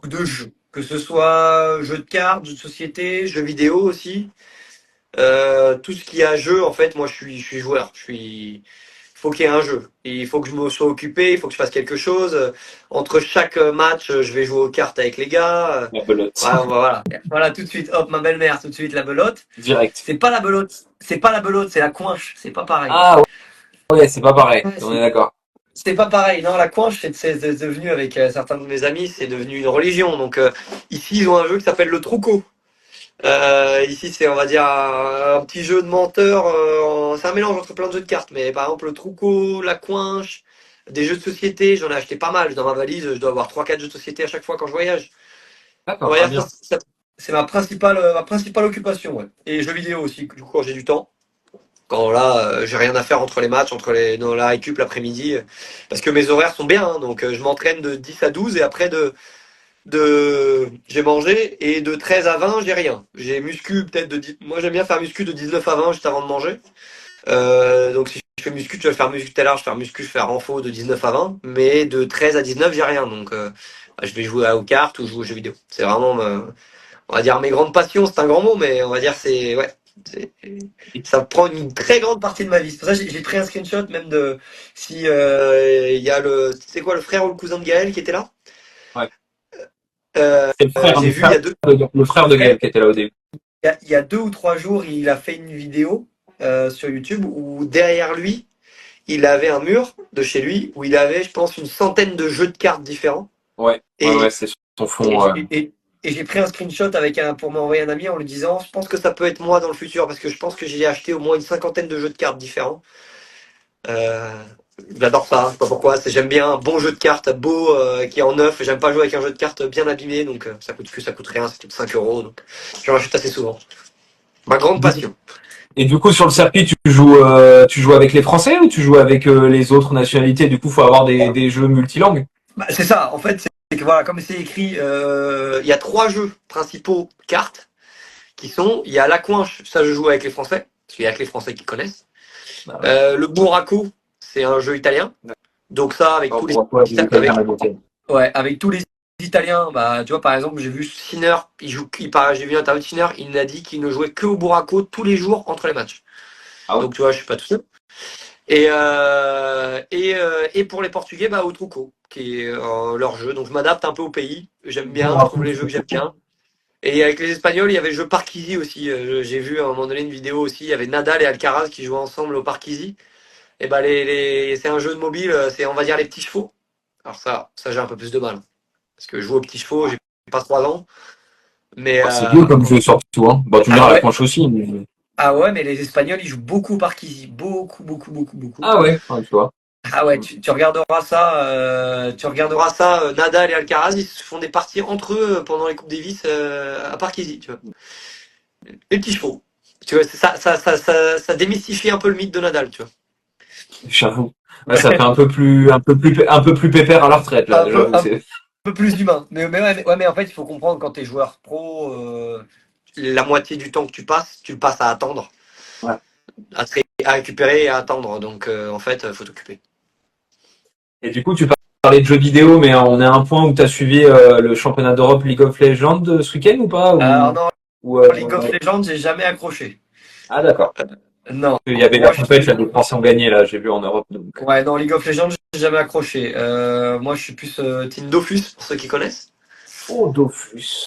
Ah ouais, Moi, je suis ouais, Team Agent Empire, alors tu vois, c'est encore plus vieux. ouais. Non, moi, je suis Team Dofus et j'ai de la chance parce qu'il paraît que Dofus est bien connu au Brésil ici. J'ai beaucoup de Brésiliens qui y jouent. Ah ouais. Ouais, Team Dofus. Bah après j'ai la PS5 comme c'était écrit, je jouais à Black Ops et à FIFA. Ouais, Black Ops, Call of Duty et FIFA sont les deux grands jeux aussi auxquels je joue. Donc Call of, FIFA, Dofus et on va dire ce sont des ça m'occupe beaucoup beaucoup de temps. Voilà. Paul a Vaut mieux pas. l'air bien au courant, effectivement. Ouais, bah Paul, bah voilà, pareil, c'est un jeune qui vient en équipe de France, qui a 20, je dirais pas de conneries, 21, 22, je dirais, ou un truc comme ça. Et lui aussi, c'est le plus gros geek avec moi. On est les deux plus gros geeks et il joue pareil à Call of Duty, à FIFA avec moi. Donc ouais, donc on se comprend. Il m'a aidé à acheter mon ordinateur pour pouvoir geeker bien C'est plus la avec un tour. ordi. Non, portable du coup, Ouais, moi malheureusement, oui, c'est sûr. mais ordi portable, ouais, de bonne qualité. J'ai acheté un bon truc pour pouvoir bien geeker comme il faut. Ça geek dans les hôtels, c'est bon ça. C'est Ou au bord ça. de l'eau. Ah ouais, ouais, ouais. Ah ouais, ça joue. Ça joue à tous les jeux possibles et imaginables. Ça joue à la coinche en équipe de France. Voilà, c'est pas mal. Duel de coinche. C'est ça. Pourquoi pas. Exactement. Bah, en général, l'équipe de France, c'est 4 gars. Le championnat d'Europe, c'est 4 gars, donc ça aide. Donc le critère premier pour rentrer en équipe de France, c'est savoir jouer à la conche. D'accord. Beau critère de sélection. Voilà, vos critères. Si tu sais pas jouer à la conche, tu pourras pas être pris, malheureusement. Ou alors il faut qu'il y ait un blessé, sinon, et il y aura pas, c'est toi, tu peux pas être pris. Donc pour tous ceux qui veulent être pris en équipe de France, de beach. Mais je pense que dans d'autres sports, c'est pareil, hein. J'ai vu, tu sais, parce qu'ils faisaient, je regarde beaucoup de ces conneries, mais à la FFT, ils avaient fait des vidéos sur le championnat du monde de paddle. Ouais. Et ils avaient suivi un peu. Et pareil, les gars, me souviens, c'était Bergeron, Blanquet, Guichard, ils jouent qu'à la conche. Donc, tu vois, on n'est pas si différents. Tu vois, on peut au Comme final quoi, tous se rejoindre. c'est des jeux ancestraux des campagnes qui restent, hein, coinche, belote et tout. Ah, Je connais, la simplicité, c'est toujours efficace.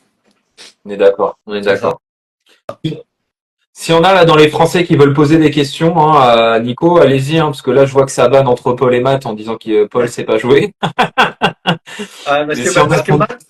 Parce que Matt, c'est, on va dire, mes meilleurs amis qui est à la Réunion et avec qui j'ai fait quelques tournois de beach. Et c'est mon partenaire de coinche. Donc, Aïe, aïe, aïe, ça mon va. partenaire de coinche et Paul, c'est mon adversaire de coinche, on va dire, en équipe de France. Ouais, mais apparemment pas difficile de battre, de ce que je comprends, vu Non, les commentaires. parce on l'a appris à bien jouer. Maintenant, ça va, mais au début, il connaissait pas toutes les tactiques. Maintenant, on lui a appris un peu à mieux jouer. Maintenant, il joue bien, ça va. Ça va. Ok. Bon. On croit en toi, Paul. Il est Des là. joueurs pro coach. Tout est possible. Ok, ça marche. Bah écoute, j'ai quelques questions flash où tu préfères, si ça te va. Vas-y. Ce qui nous permettra peut-être d'ouvrir un petit peu certains sujets. Alors, on va commencer doucement, hein. Est-ce que tu préfères le beach ou le tennis? Le beach. Bon, je pense que là, on est bien. Est-ce que Ouais. tu préfères Guadeloupe, Martinique ou La Réunion? Moi, je dirais maintenant la Réunion. Même si je suis né aux Antilles, pas toute ma vie, je pense que maintenant je suis plus attaché à la Réunion. J'ai plus en. Si tu me poses la question maintenant où est-ce que j'ai envie de vivre, je pense que je te dirais à la Réunion. J'ai plus d'amis, de personnes proches. J'ai ma famille encore, j'ai ma mère encore en Guadeloupe, mais ça fait des amis, j'ai pas vu depuis. J'ai des très bonnes amies qui sont à Saint-Martin, Saint-Barth. Hmm, Mais je veux dire que là, la Réunion, en ce moment, c'est vraiment là où j'ai le plus envie d'être. d'accord. Est-ce que tu préfères la vie en France ou la vie au Brésil? La vie en France encore. Encore. D'accord. Pas encore au Brésil. Pas encore. Est-ce que tu préfères le talent de Benoît Paire ou la concentration de Roger Federer? Ah, Alors, je dirais je dirais le talent de Benoît Paire parce que je pense que on peut dire ce qu'on veut dans la vie. Dans la vie, tout le monde dit le travail paye, le travail, truc, ce que tu veux. Mais je pense que tu peux avoir la concentration, la rigueur, faire tout ce que tu veux. Si t'as pas le talent qui va avec, tu pourras rien faire. Alors que si tu as le talent, tu peux apprendre à travailler, tu peux apprendre à te concentrer parce que ce sont les choses qui s'apprennent. Apprendre à se concentrer avec un préparateur mental, un psychologue, en parlant beaucoup, avec l'expérience aussi. Je pense que ce sont des choses qui s'apprennent, qui tu pourras jamais arriver à un niveau tel. Mon niveau d'exigence, de rigueur, de travail n'arrivera jamais à tel quelqu'un qui est né comme ça et qui a ce truc-là. Mais je pense que si tu pars avec le talent de Benoît Paire dans les mains et qu'après tu travailles un peu, tu peux arriver très loin, alors que si tu travailles tout le temps mais que t'as pas de talent, je pense que t'es quand même, parce qu'on pense, hein, tous les joueurs de tennis, Djokovic, Nadal, c'est les mecs qui travaillent et tout, etc., qui ont des rigueurs de travail, mais les mecs, quand ils ont 6 ans, la première fois qu'ils ont touché leur raquette, c'était plus fort que tout le monde, et c'était pas des Ah travailleurs à bah ce oui. moment-là. Il y a des Donc je pense que, prédispositions, hein. voilà, donc après le talent, je pense que si t'as le talent, après tu peux apprendre le reste. Je préfère partir avec une base de talent et après devoir apprendre tout le reste. D'accord. Est-ce que tu préfères ce match ou plongeon? Ce match, parce que comme j'ai dit, plongeons, si tu plonges, c'est que t'es en retard. C'est que t'es en retard. Je prends la question de Terry. Qui Alors, est vas-y, l'alpha quoi. entre Mathis et toi? Ah, ah ouais. Alors c'est une discussion que j'avais discuté avec Terry parce que j'en avais avec Terry et Paul justement, j'en avais parlé parce qu'à un des moments ils cherchaient des partenaires et je leur ai dit il faut trouver un alpha. Un alpha pour moi c'est pas un bon joueur. Un alpha pour moi c'est un mec qui te fait gagner peu importe comment il joue. Tu vois il y a des joueurs qui sont très très forts, mais je pense que tu les mets avec n'importe qui ils peuvent pas gagner. Alors qu'il y a certains gars tu les mets avec n'importe qui ils gagnent. Et D'accord. souvent, ça marche avec des styles de jeu. Pour répondre à la question, je pense que dans mon style de jeu, d'être plus grand et joueur de gauche, fait que tu peux me mettre un peu avec n'importe quel style de jeu à côté de moi, je peux gagner, vu mon style de jeu. Alors que mon partenaire, qui est un peu plus petit, il a besoin d'un grand pour s'exprimer à son potentiel maximum. Donc on va dire sur ce critère-là, il vaut mieux avoir un grand qui sait jouer à gauche que tu peux mettre dans n'importe quelle équipe plutôt qu'un petit où malheureusement si tu le mets avec un autre petit c'est un peu plus compliqué de gagner. Donc c'est pour ça que je réponds à la question en essayant d'être le plus humble et truc possible, même si en se répondant soi-même c'est pas évident, mais je pense que par rapport à mon style de jeu, j'en citerai trois dans notre sport qui sont maintenant qui sont Capelletti, Burmakin et moi qui sont les trois joueurs dans ce critère-là qui font plus d'1,90 m, joueurs de gauche capable de jouer un peu avec n'importe qui et capable de gagner un peu des matchs. Et bah, du coup, avant de continuer mes questions, je rebondis sur joueur de gauche, joueur de droit. On entend beaucoup ça dans le mode paddle. Ouais, C'est un avantage d'être gaucher. ouais. Au... Bon, Et du coup, le gaucher, pareil, se met côté droit. ouais, pareil. On a la même logique d'ouverture, parce que je suis gaucher aussi, hein. On est dans la même logique Ouais, d'ouverture du terrain, c'est ça? pareil. On est dans la même logique. Le joueur de gauche jouera le gaucher jouera toujours à droite pour avoir le coup droit au milieu, pour avoir cette phase offensive. Et comme ça, il peut servir du côté où il va avoir son kick, donc il va avoir le meilleur angle pour servir, parce que non, ça part au-dessus. Ouais.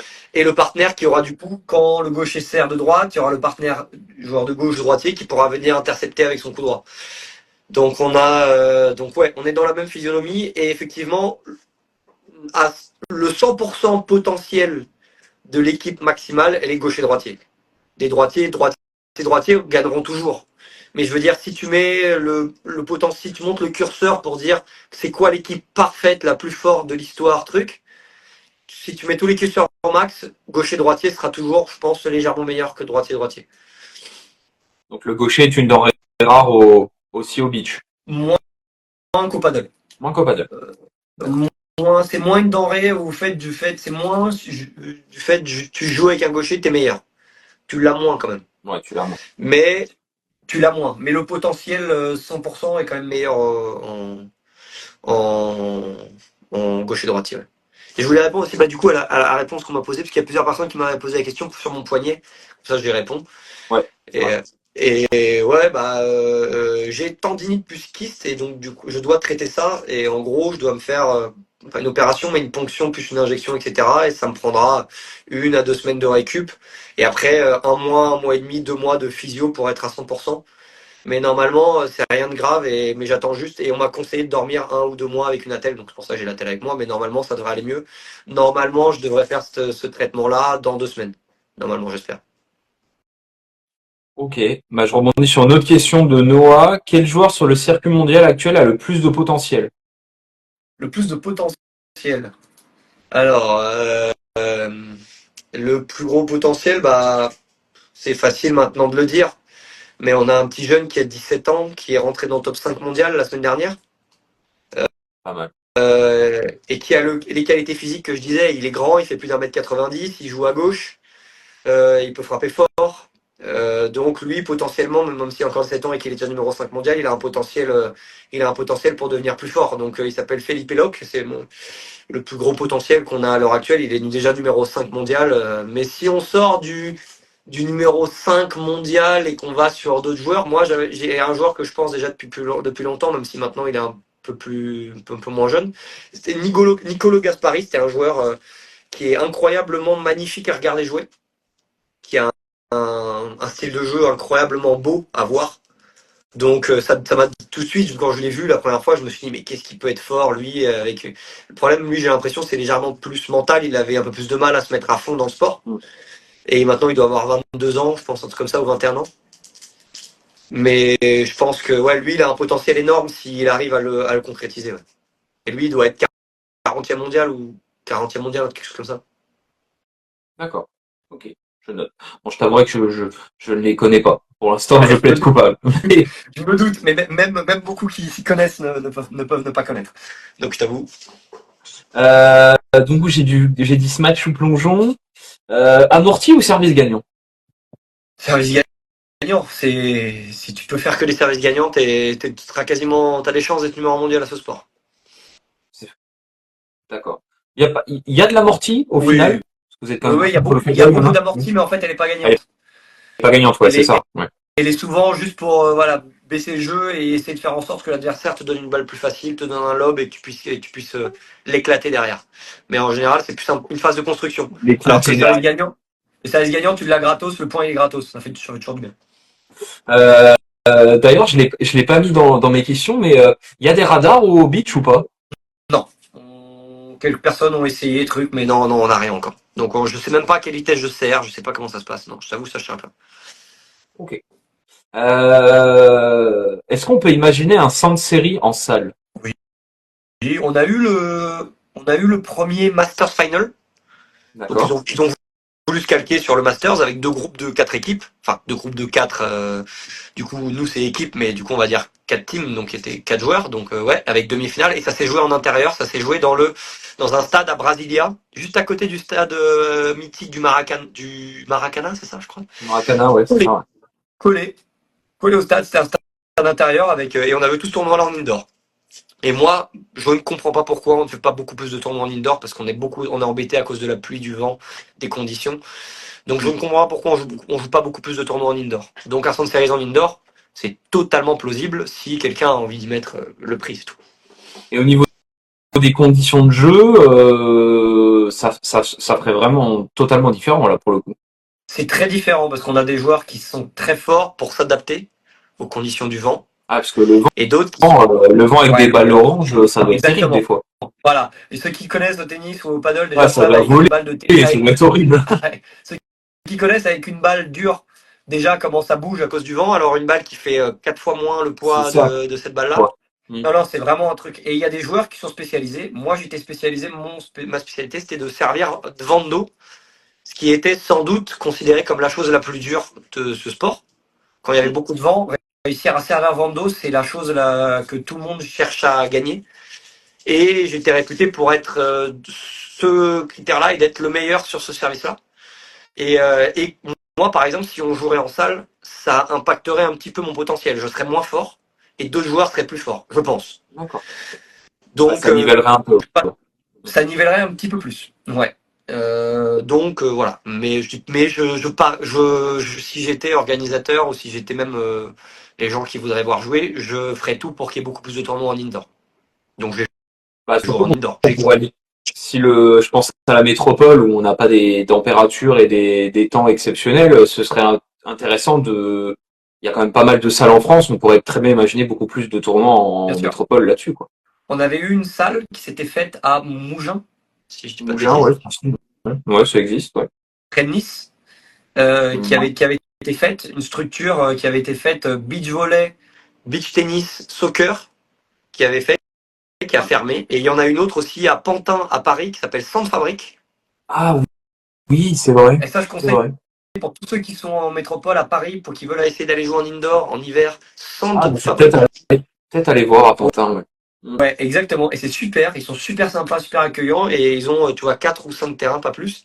Et ils font beach volley, beach soccer et beach tennis. Ils arrivent à tout faire en même temps. Et souvent, l'équipe de France, quand ils font des stages en hiver, ils vont là s'entraîner là-bas.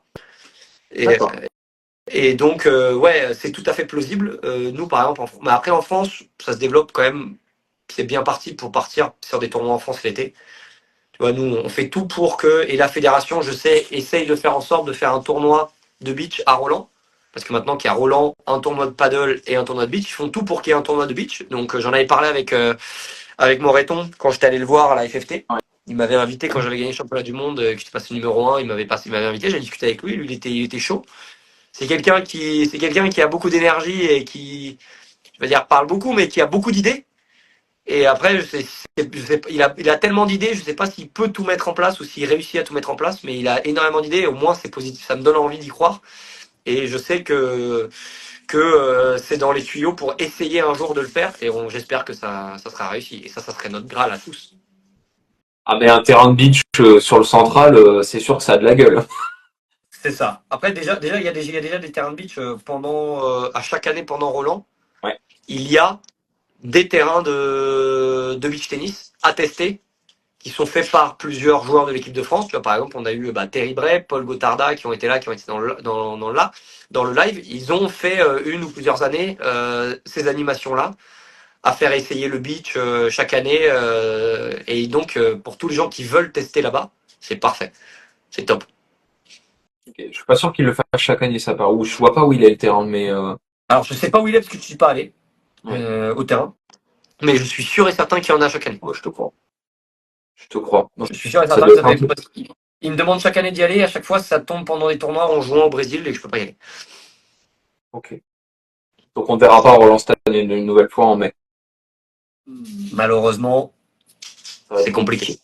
C'est compliqué. Malheureusement, je pense en fonction des dates. On verra les calendriers, hein, mais ça me paraît compliqué. Ok. Est-ce qu'on peut imaginer le beach tennis aux Jeux Olympiques un jour? Alors, tu veux la réponse d'un mec qui. Tu veux la réponse que je pense Alors on va faire la ou que j'ai envie? réponse, on va faire la réponse lucide et la réponse du cœur. Alors, la réponse du cœur, ouais, ça va arriver un jour, ça va être super. La réponse lucide, c'est que j'y crois un peu moins. Parce que malheureusement, il y a des critères qui font que il y a un nombre de sports limité au JO. Pour que des sports rentrent, il faut que des sports Ouais, sortent. c'est vrai. Et un sport de raquette pour qu'il rentre, déjà, si nous on doit rentrer, ça veut dire que le paddle sera rentré depuis bien longtemps. Bon, Parce que, en ouais. termes de pratiquants, j'ai vu qu'il y avait quand même 10 millions de personnes dans le monde pour le beach. Au final, vous avez plus de pratiquants que le paddle.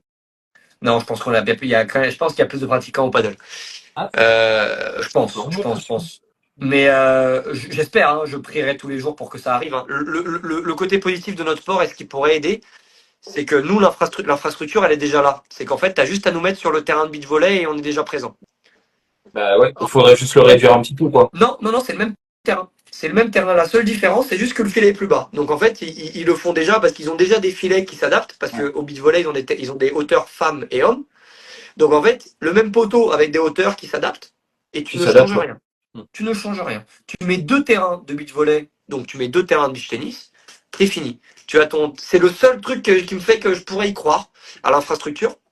Mais en termes de pratiquants, de globalité, de tournois, etc., j'y crois un petit peu moins. Parce que je me dis que le paddle arrivera avant nous et il faudrait virer un autre sport. Et je vois pas qu'ils vont pas, je pense pas qu'ils vont virer le badminton ou le ping-pong. Vu comment Pas sûr. En Asie, c'est vraiment très populaire. Je pense que ça me paraît compliqué. Mais j'en rêve. Comme tout joueur, j'en rêve d'être dedans.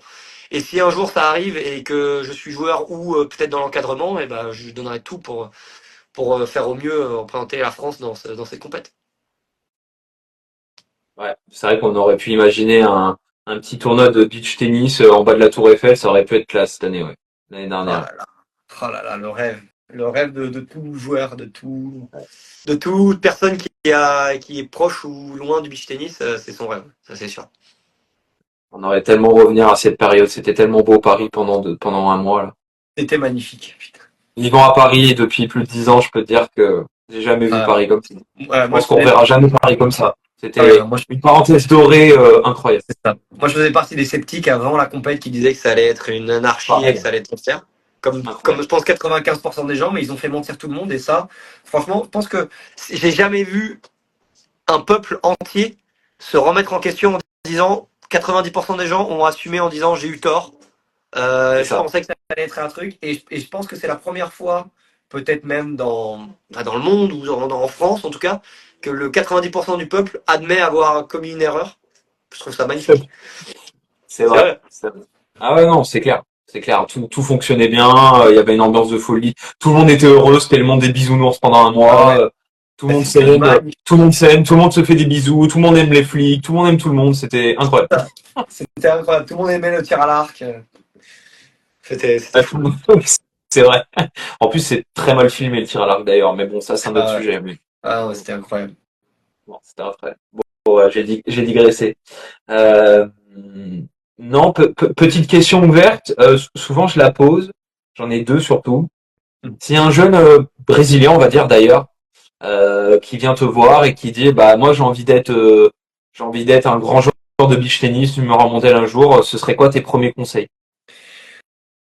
Alors moi, ce que je conseille, c'est l'ouverture d'esprit, dans le sens, si tu as les moyens, euh, bien sûr économiques, hein, va dans 4 pays différents, va voir 4 coachs différents et étudie 4 méthodologies différentes et prends le meilleur de chaque et prends ce que tu kiffes de chaque. Par exemple, ce que je trouve, ce qui est logique, hein, ce qui arrive dans tout sport, hein, c'est que les Sud-Américains, ils ont leur méthodologie, ils ont leur tactique. Tu vois, les joueurs de tennis, ils arrivent, les Sud-Américains, c'est les mecs de terre battue et c'est des limeurs. C'est Ah. ça. C'est pas ça. Non mais c'est ça. Les Espagnols, c'est comme ça, et les Français, c'est différent, truc. Et moi, la première chose que je conseille, c'est si t'es brésilien, va voir un coach brésilien, mais va prendre des cours avec un coach italien, va prendre des cours avec un coach espagnol, va prendre des cours avec un coach français, pas forcément en dehors du Brésil. Il y en a plein qui sont maintenant au Brésil, hein. Prends des cours, regarde comment joue chaque pays, comment prend chaque méthodologie, et essaie de t'inspirer du meilleur de chaque méthodologie. Parce que tu vois, par exemple, on va dire les Italiens sont réputés pour être des bons serveurs et smatchers, parce qu'ils ont la technique qui est propre. Tu vois, les Brésiliens, ils sont plus réputés pour le physique et pour les guerriers. Tu vois, ils ont plus pour la mentalité. Tu vois, c'est plus des guerriers, c'est les mecs physiquement, ils vont compenser le fait que techniquement, ils sont pas incroyables, mais ils vont sauter très haut, se matcher très fort grâce à ça, tu vois. Mais si tu arrives à tout lier, si tu arrives à avoir le meilleur de chaque, tu arrives à avoir techniquement le meilleur d'un côté, mais en même temps physiquement le meilleur de l'autre, et mentalement le meilleur de tout, moi ce que je conseille, c'est d'être capable d'avoir un peu de tout et de le mettre à sa sauce. Et moi, quand j'étais en France, j'avais une méthodologie, je suis parti en Italie, j'en ai eu une autre, et maintenant je suis au Brésil, j'en ai eu trois.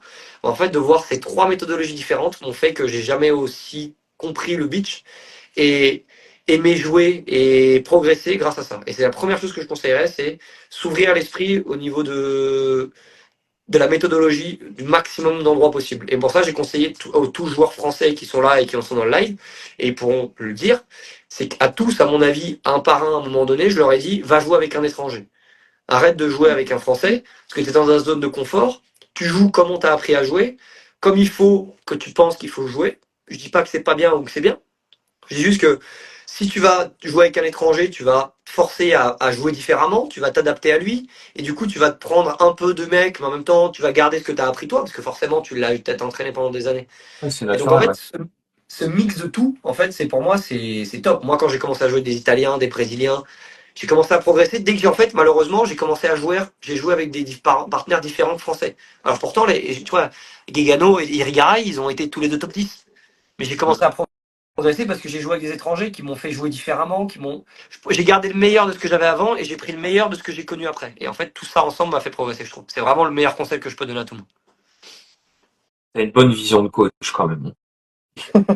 Bah, non, parce que du coup, si j'ai une vision de coach, je vais arriver, je vais dire, regarde ma méthodologie, elle vient d'un peu partout. Non, tu vois, je vais dire, Oui, mais ma tu bench. t'inspires de différentes choses. Je veux dire, tu ferais probablement un bon coach parce que limite, tu diras à ton. Mais il y a de plus en plus de joueurs de tennis qui prennent, quand ils ont les moyens, hein, enfin, ils prennent deux coachs avec deux visions différentes. Ouais, Ça arrive ouais, maintenant. moi, Chez les je grands. serais vraiment dans cette vision-là. Il y en a, ils vont dans le je vais à 100% là-dessus et je vis ou je meurs avec cette idée. Moi, je suis moins dans cette idée-là. Moi, je suis plus, t'avances, tu vois que ça marche pas, tu changes, tu vas vers autre chose, tu fais truc, tu t'adaptes un peu tout le temps en essayant de prendre un peu le meilleur de tout le monde. Même en gagnant, tu peux t'améliorer. Je suis vraiment dans cette vision-là. Ok. Euh, Est-ce que tu as une citation ou un proverbe comment, qui te suit dans ta vie et comment dire, qui te guide? Un proverbe, alors, soit en français, en portugais, Non, en créole. j'ai pas vraiment de proverbes, de phrases qui m'ont marqué. J'ai plein de Qui t'ont phrases qui marqué? m'ont marqué, de sportifs, etc. Mais ça a jamais vraiment fait tilt. Le seul truc que moi j'essaie de me dire de toujours prendre du plaisir dans ce que je fais. C'est le seul truc que j'essaie de me dire. J'y arrive pas tout le temps. Et souvent, je le perds de plus en plus. Plus ça devient mon travail, plus je le perds. Mais c'est vraiment la phrase que j'essaie de me dire de prendre du plaisir. Et c'est pour ça que par exemple, des fois sur le côté terre à terre de faire de la muscu, je prends pas de plaisir. Alors que le côté jouer, je prends du plaisir. Apparemment, je peux avoir un cardio incroyable parce que sur une journée, je suis capable de faire 2 heures de beach, puis 2 heures de foot, puis 2 heures de paddle. Puis le lendemain, aller marcher 3 heures dans les montagnes. En fait, si tu me trouves un jeu, je vais le faire. Ouais. Moi, je suis vraiment dans le mode, il faut que je m'amuse, il faut que je prenne du kiff. Et si tu es un coach, ou après, moi, je cherche préparateur physique, je cherche entraîneur qui arrive à me faire progresser en me faisant jouer et en me faisant m'amuser. Et ça, j'en ai trouvé quelques-uns et j'avais trouvé un préparateur physique à La Réunion avec qui, bah, justement, il savait très bien. Il me disait, bah là, vas-y, là, le jeu, c'est réussir qui lance le plus loin, tu vois, pour renfort de l'épaule. On faisait un truc comme ça, tu vois. Un Et mec lui, de défi. voilà. Et lui, il était champion de France de lancer de javelot. Ah, c'est Donc, pas quand bien fait. lui, 2 mètres, 80, 100 kilos, une bête de muscle. Donc, le mec, quand il lance, bah, je le rattraperai jamais. Mais du coup, tu vois, il y a un défi, il y a un kiff, Un défi, ouais. il y a un jeu, et ça me fait kiffer. Ça me fait vraiment. Voilà, Laurent Doré qui connaît, Terry il connaît. Et il m'a préparé pendant 1 ou 2 ans et c'était top. Et, parce que je kiffais ce côté-là on jouait. Il trouvait le moyen de faire que des jeux avec moi. Et ça, j'ai vraiment kiffé. J'ai appris beaucoup de choses dans ce live, hein. Bien construit, hein. Ah, Ouais, après. 1h50, hein, on est pas mal, hein. On est Ah, pas mal, hein.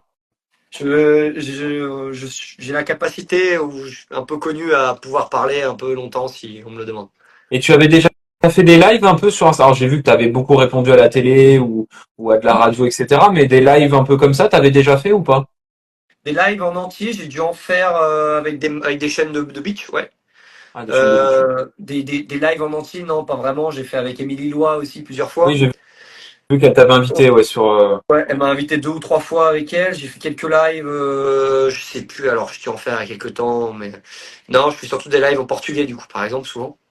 Euh, et, et moi, je travaille avec une école. Je travaille avec une école au Brésil D'accord. qui a sa méthodologie justement qui s'appelle TOS. Et chaque mois, on fait un live où justement il y a plusieurs personnes. Il y a tous les gens qui ont acheté ce package, le paquet, le live, et qui peuvent venir avec moi discuter là comme ça exactement en live. Mais c'est pas rediffusé. C'est que les gens qui ont payé le live qui peuvent venir et qui viennent et on discute et on parle de tout et de rien. Ils me posent des questions et je réponds. Et ça, c'est top.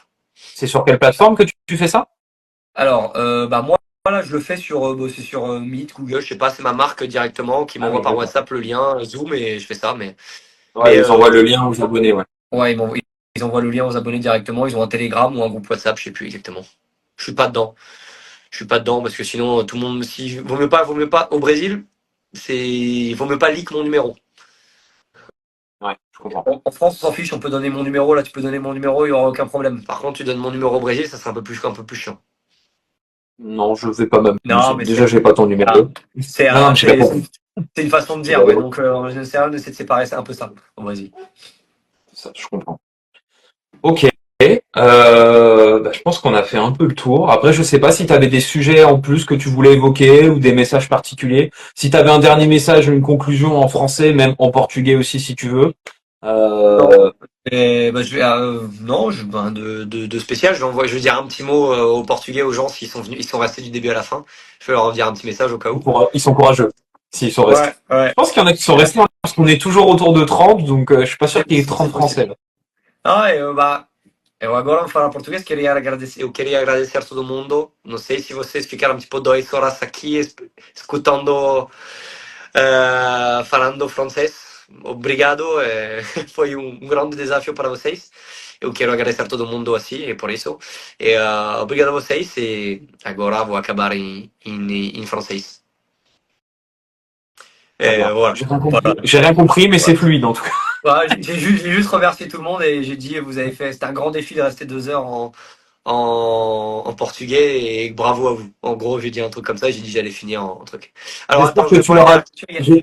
Il y avait une question. J'espère que tu leur as dit au moins qu'il fallait qu'ils s'abonnent tous à ma page quand même. Ah non, je vais le dire après, je vais le dire avant de partir, t'inquiète. Ouais, j'avais une question. Est-ce que tu es satisfait de la qualité des raquettes? Dans quelle direction est-ce que tu penses qu'elles devraient évoluer? Alors, ouais, alors moi je suis satisfait des raquettes, des raquettes avec lesquelles je travaille avec Nox. Franchement, je suis vraiment très content, mais des raquettes en règle générale au beach. Franchement, c'est des qualités qui est assez bonnes. On fait des raquettes qui tiennent assez longtemps.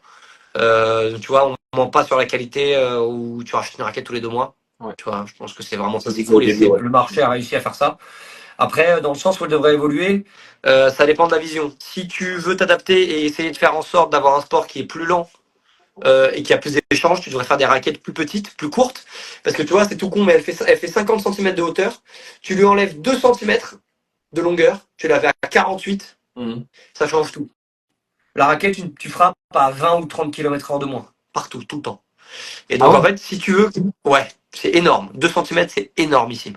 Donc, en fait, même tu fais des raquettes de 48 cm, 47, 46, le sport va, va descendre en termes de vitesse et donc il y aura peut-être plus d'échanges. Donc, si tu veux que le sport ait plus d'échanges, il faut tendre vers ça, je pense. On a des raquettes plus dures où la balle va moins vite et des raquettes plus petites. Mais moi, je pense qu'on est quelque chose. Si tu m'enlèves vraiment tout ça, c'est vraiment ce sport. Vraiment, il fait tout pour descendre en vitesse. Vraiment, je vais être numéro 50 mondial. Donc, j'espère pas que tout va descendre à ce niveau-là non plus. J'espère pas. Mais oui, oui, ça me donne cette sensation, pour répondre à la question, ça me donne cette sensation au niveau de la balle.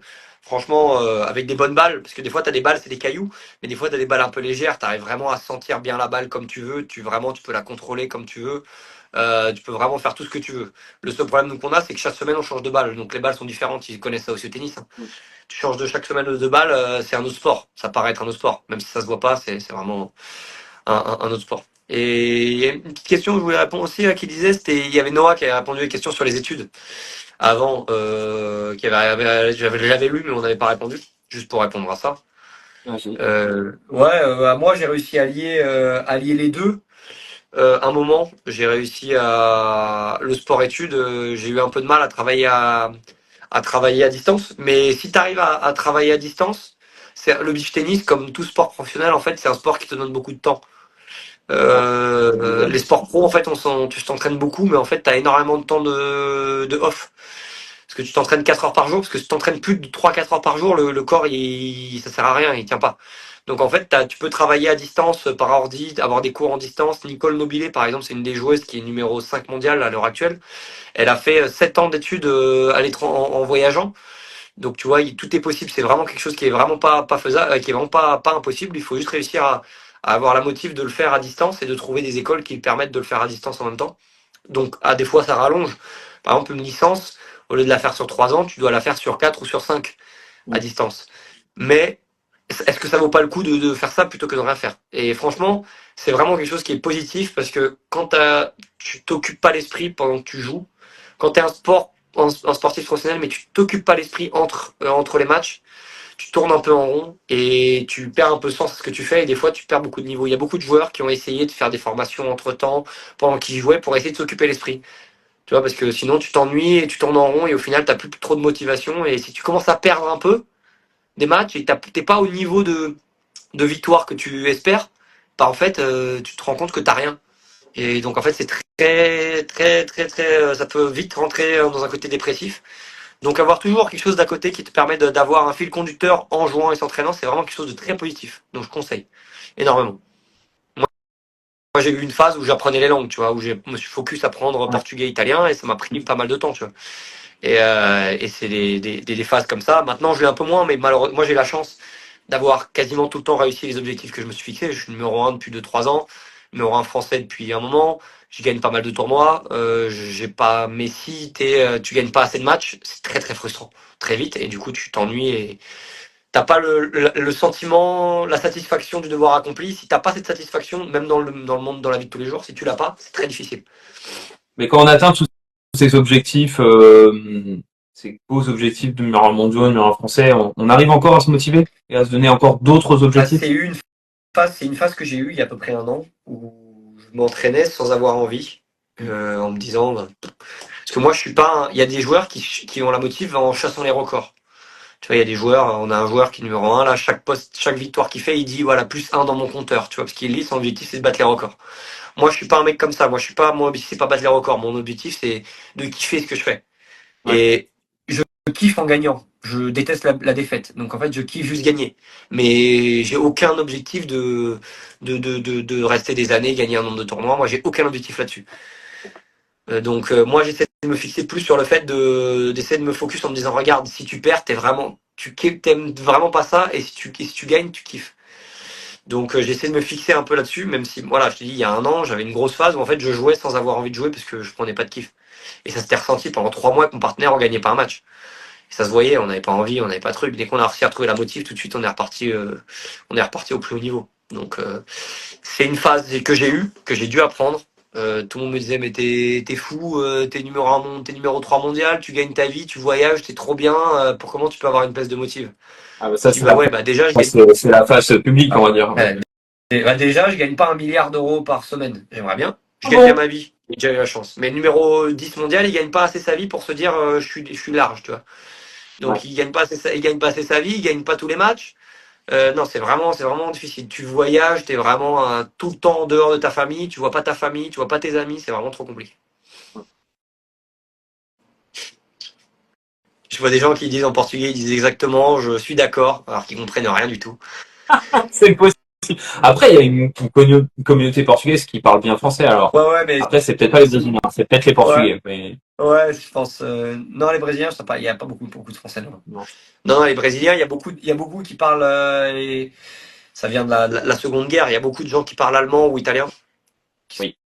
sont partis japonais aussi, tu vois. Il y a pas mal ces communautés-là. Français, il y en a pas beaucoup. Non. Ok. Bah écoute, je pense qu'on a fait le tour, hein. J'ai plus qu'à te remercier chaleureusement d'avoir accepté. Hein. Bah, avec grand plaisir. Voilà, parce que Avec grand plaisir voilà, pour moi. c'était super sympa. J'ai appris plein de choses. C'est une discipline que je connaissais pas. J'y ai joué une fois dans ma vie sur un petit tournoi, alors dans un petit club à l'ASPT Paris, à Pantin aussi, mais c'était pas au même endroit. Ah, ok. Donc on avait un terrain de beach. C'était à Aubervilliers pour le coup. Donc voilà, merci. J'ai appris beaucoup de choses et puis d'avoir accepté sur ma petite page Instagram, c'est cool. Ça diversifie un petit peu du tennis, ça change un peu. Ouais. Donc C'est un grand kiff. Moi, je suis tous les sports et j'ai regardé un peu qui tu avais eu et tout, etc. Par exemple, Fred Verdier que j'avais vu, que je ouais, regarde, c'est un kiff. je regarde sans filet tous les jours ou je me le passe en podcast tous les jours. Donc, moi, ça me fait vraiment kiffer de voir ça et je me te dis c'était vraiment un grand plaisir. Ça fait connaître le sport, ça fait connaître un peu tout le monde. C'est vraiment top. Ça marche. Eh ben écoute, merci à toi. Je te souhaite le meilleur, un bon rétablissement d'ailleurs. Déjà dans un premier Ah, temps, merci. parce que et puis que te dire, continue à être numéro un mondial. Hein. Je sais pas. Espérons, ouais. Ça va pas être facile, mais ouais, on va espérer. Et puis bon, et puis bonne vie à 3 si j'ai bien compris bientôt. Donc Bientôt, ouais, c'est ça. En juillet, fin juillet normalement, ça devrait arriver. voilà, donc bah, tous mes vœux de bonheur d'avance. Ouais, merci. Et puis à très bientôt. Hein, je ne sais pas. C'est pas prévu que j'aille à la Réunion au Brésil pour le moment, mais bon, si. S'il y a Après, à l'occasion. Royan, tu y vas toi quand il y a le tournoi ou pas? Ouais, il y a des chances. Alors, ça devrait être la date normalement à peu près de la naissance de mon fils. Ah ouais, bah, du coup, ça va être compliqué là. Ouais. On ne sait pas, ça dépend, parce que l'enfant peut venir avant, peut venir après. La date, je crois qu'il parlait de la bouger, la date. Si elle est mi-août, je viendrai, c'est sûr à 100%. Si elle est pas mi-août, si elle est fin juillet, il y a peu de chances que j'y aille. Mais il y aura tous les autres joueurs français, il y aura les meilleurs joueurs mondiaux qui seront là, à Saint-Georges-de-Didonne, juste à côté de Royan. Et franchement, ça serait pas le plus gros tournoi. C'est franchement des infrastructures qui sont assez petites encore, tu vois, des structures de gradins pas très bien, pas très énormes, on va dire. Mais l'entrée est gratuite, tu vois, du coup, ça va avec. Alors qu'au Brésil, l'entrée est payante, tu vois. Donc là, l'entrée est gratuite, mais tu peux passer justement sur la plage, regarder, voir ça, passer, boire un verre, regarder, venir dans les gradins gratuitement, y aller, voir un match, repartir. Et c'est vraiment un côté fun qu'il y a, même à Saint-Georges-d'Idonne, ça va être vraiment cool. Génial. Bah, ben, le message est Et passé. ben voilà. Ouais, Royan RPZ. Ouais, ouais, il vient de Royan, c'est pour ça. Voilà. Et puis voilà, pour ceux qui connaissaient pas ma page, ben, donnez-moi de la force, abonnez-vous, que je puisse avoir de plus en plus d'invités d'un peu tous les sports de raquette. Voilà, ça peut m'aider. Allez, bah parfait. Je vais pas sur la page, après je vais envoyer ça en story, ça va être sympa. Ça marche. Ben, parce que moi, je vais repartager le live dans la soirée là. Enfin, je vais Ouais. essayer de faire ça avant nuit quand même. Euh, Moi, ce que je propose souvent, c'est de faire la collaboration. C'est-à-dire, dans un premier temps, le live, du coup, tu acceptes la collab et en fait, ça va s'afficher sur nos deux murs, Ouais. si ça te dérange pas. Après, tu le gardes autant de temps que tu veux, le live, Ouais. et puis voilà, c'est juste au début pour que ce soit bien diffusé un peu nos deux communautés. Après, si tu veux enlever la collaboration, il n'y a pas de, y a Ouais, pas de moi, souci. Hein. Voilà. pour être honnête, moi, je vais accepter la collab, mais c'est tout, parce qu'après derrière, justement, c'est ma compagne qui gère tout ça.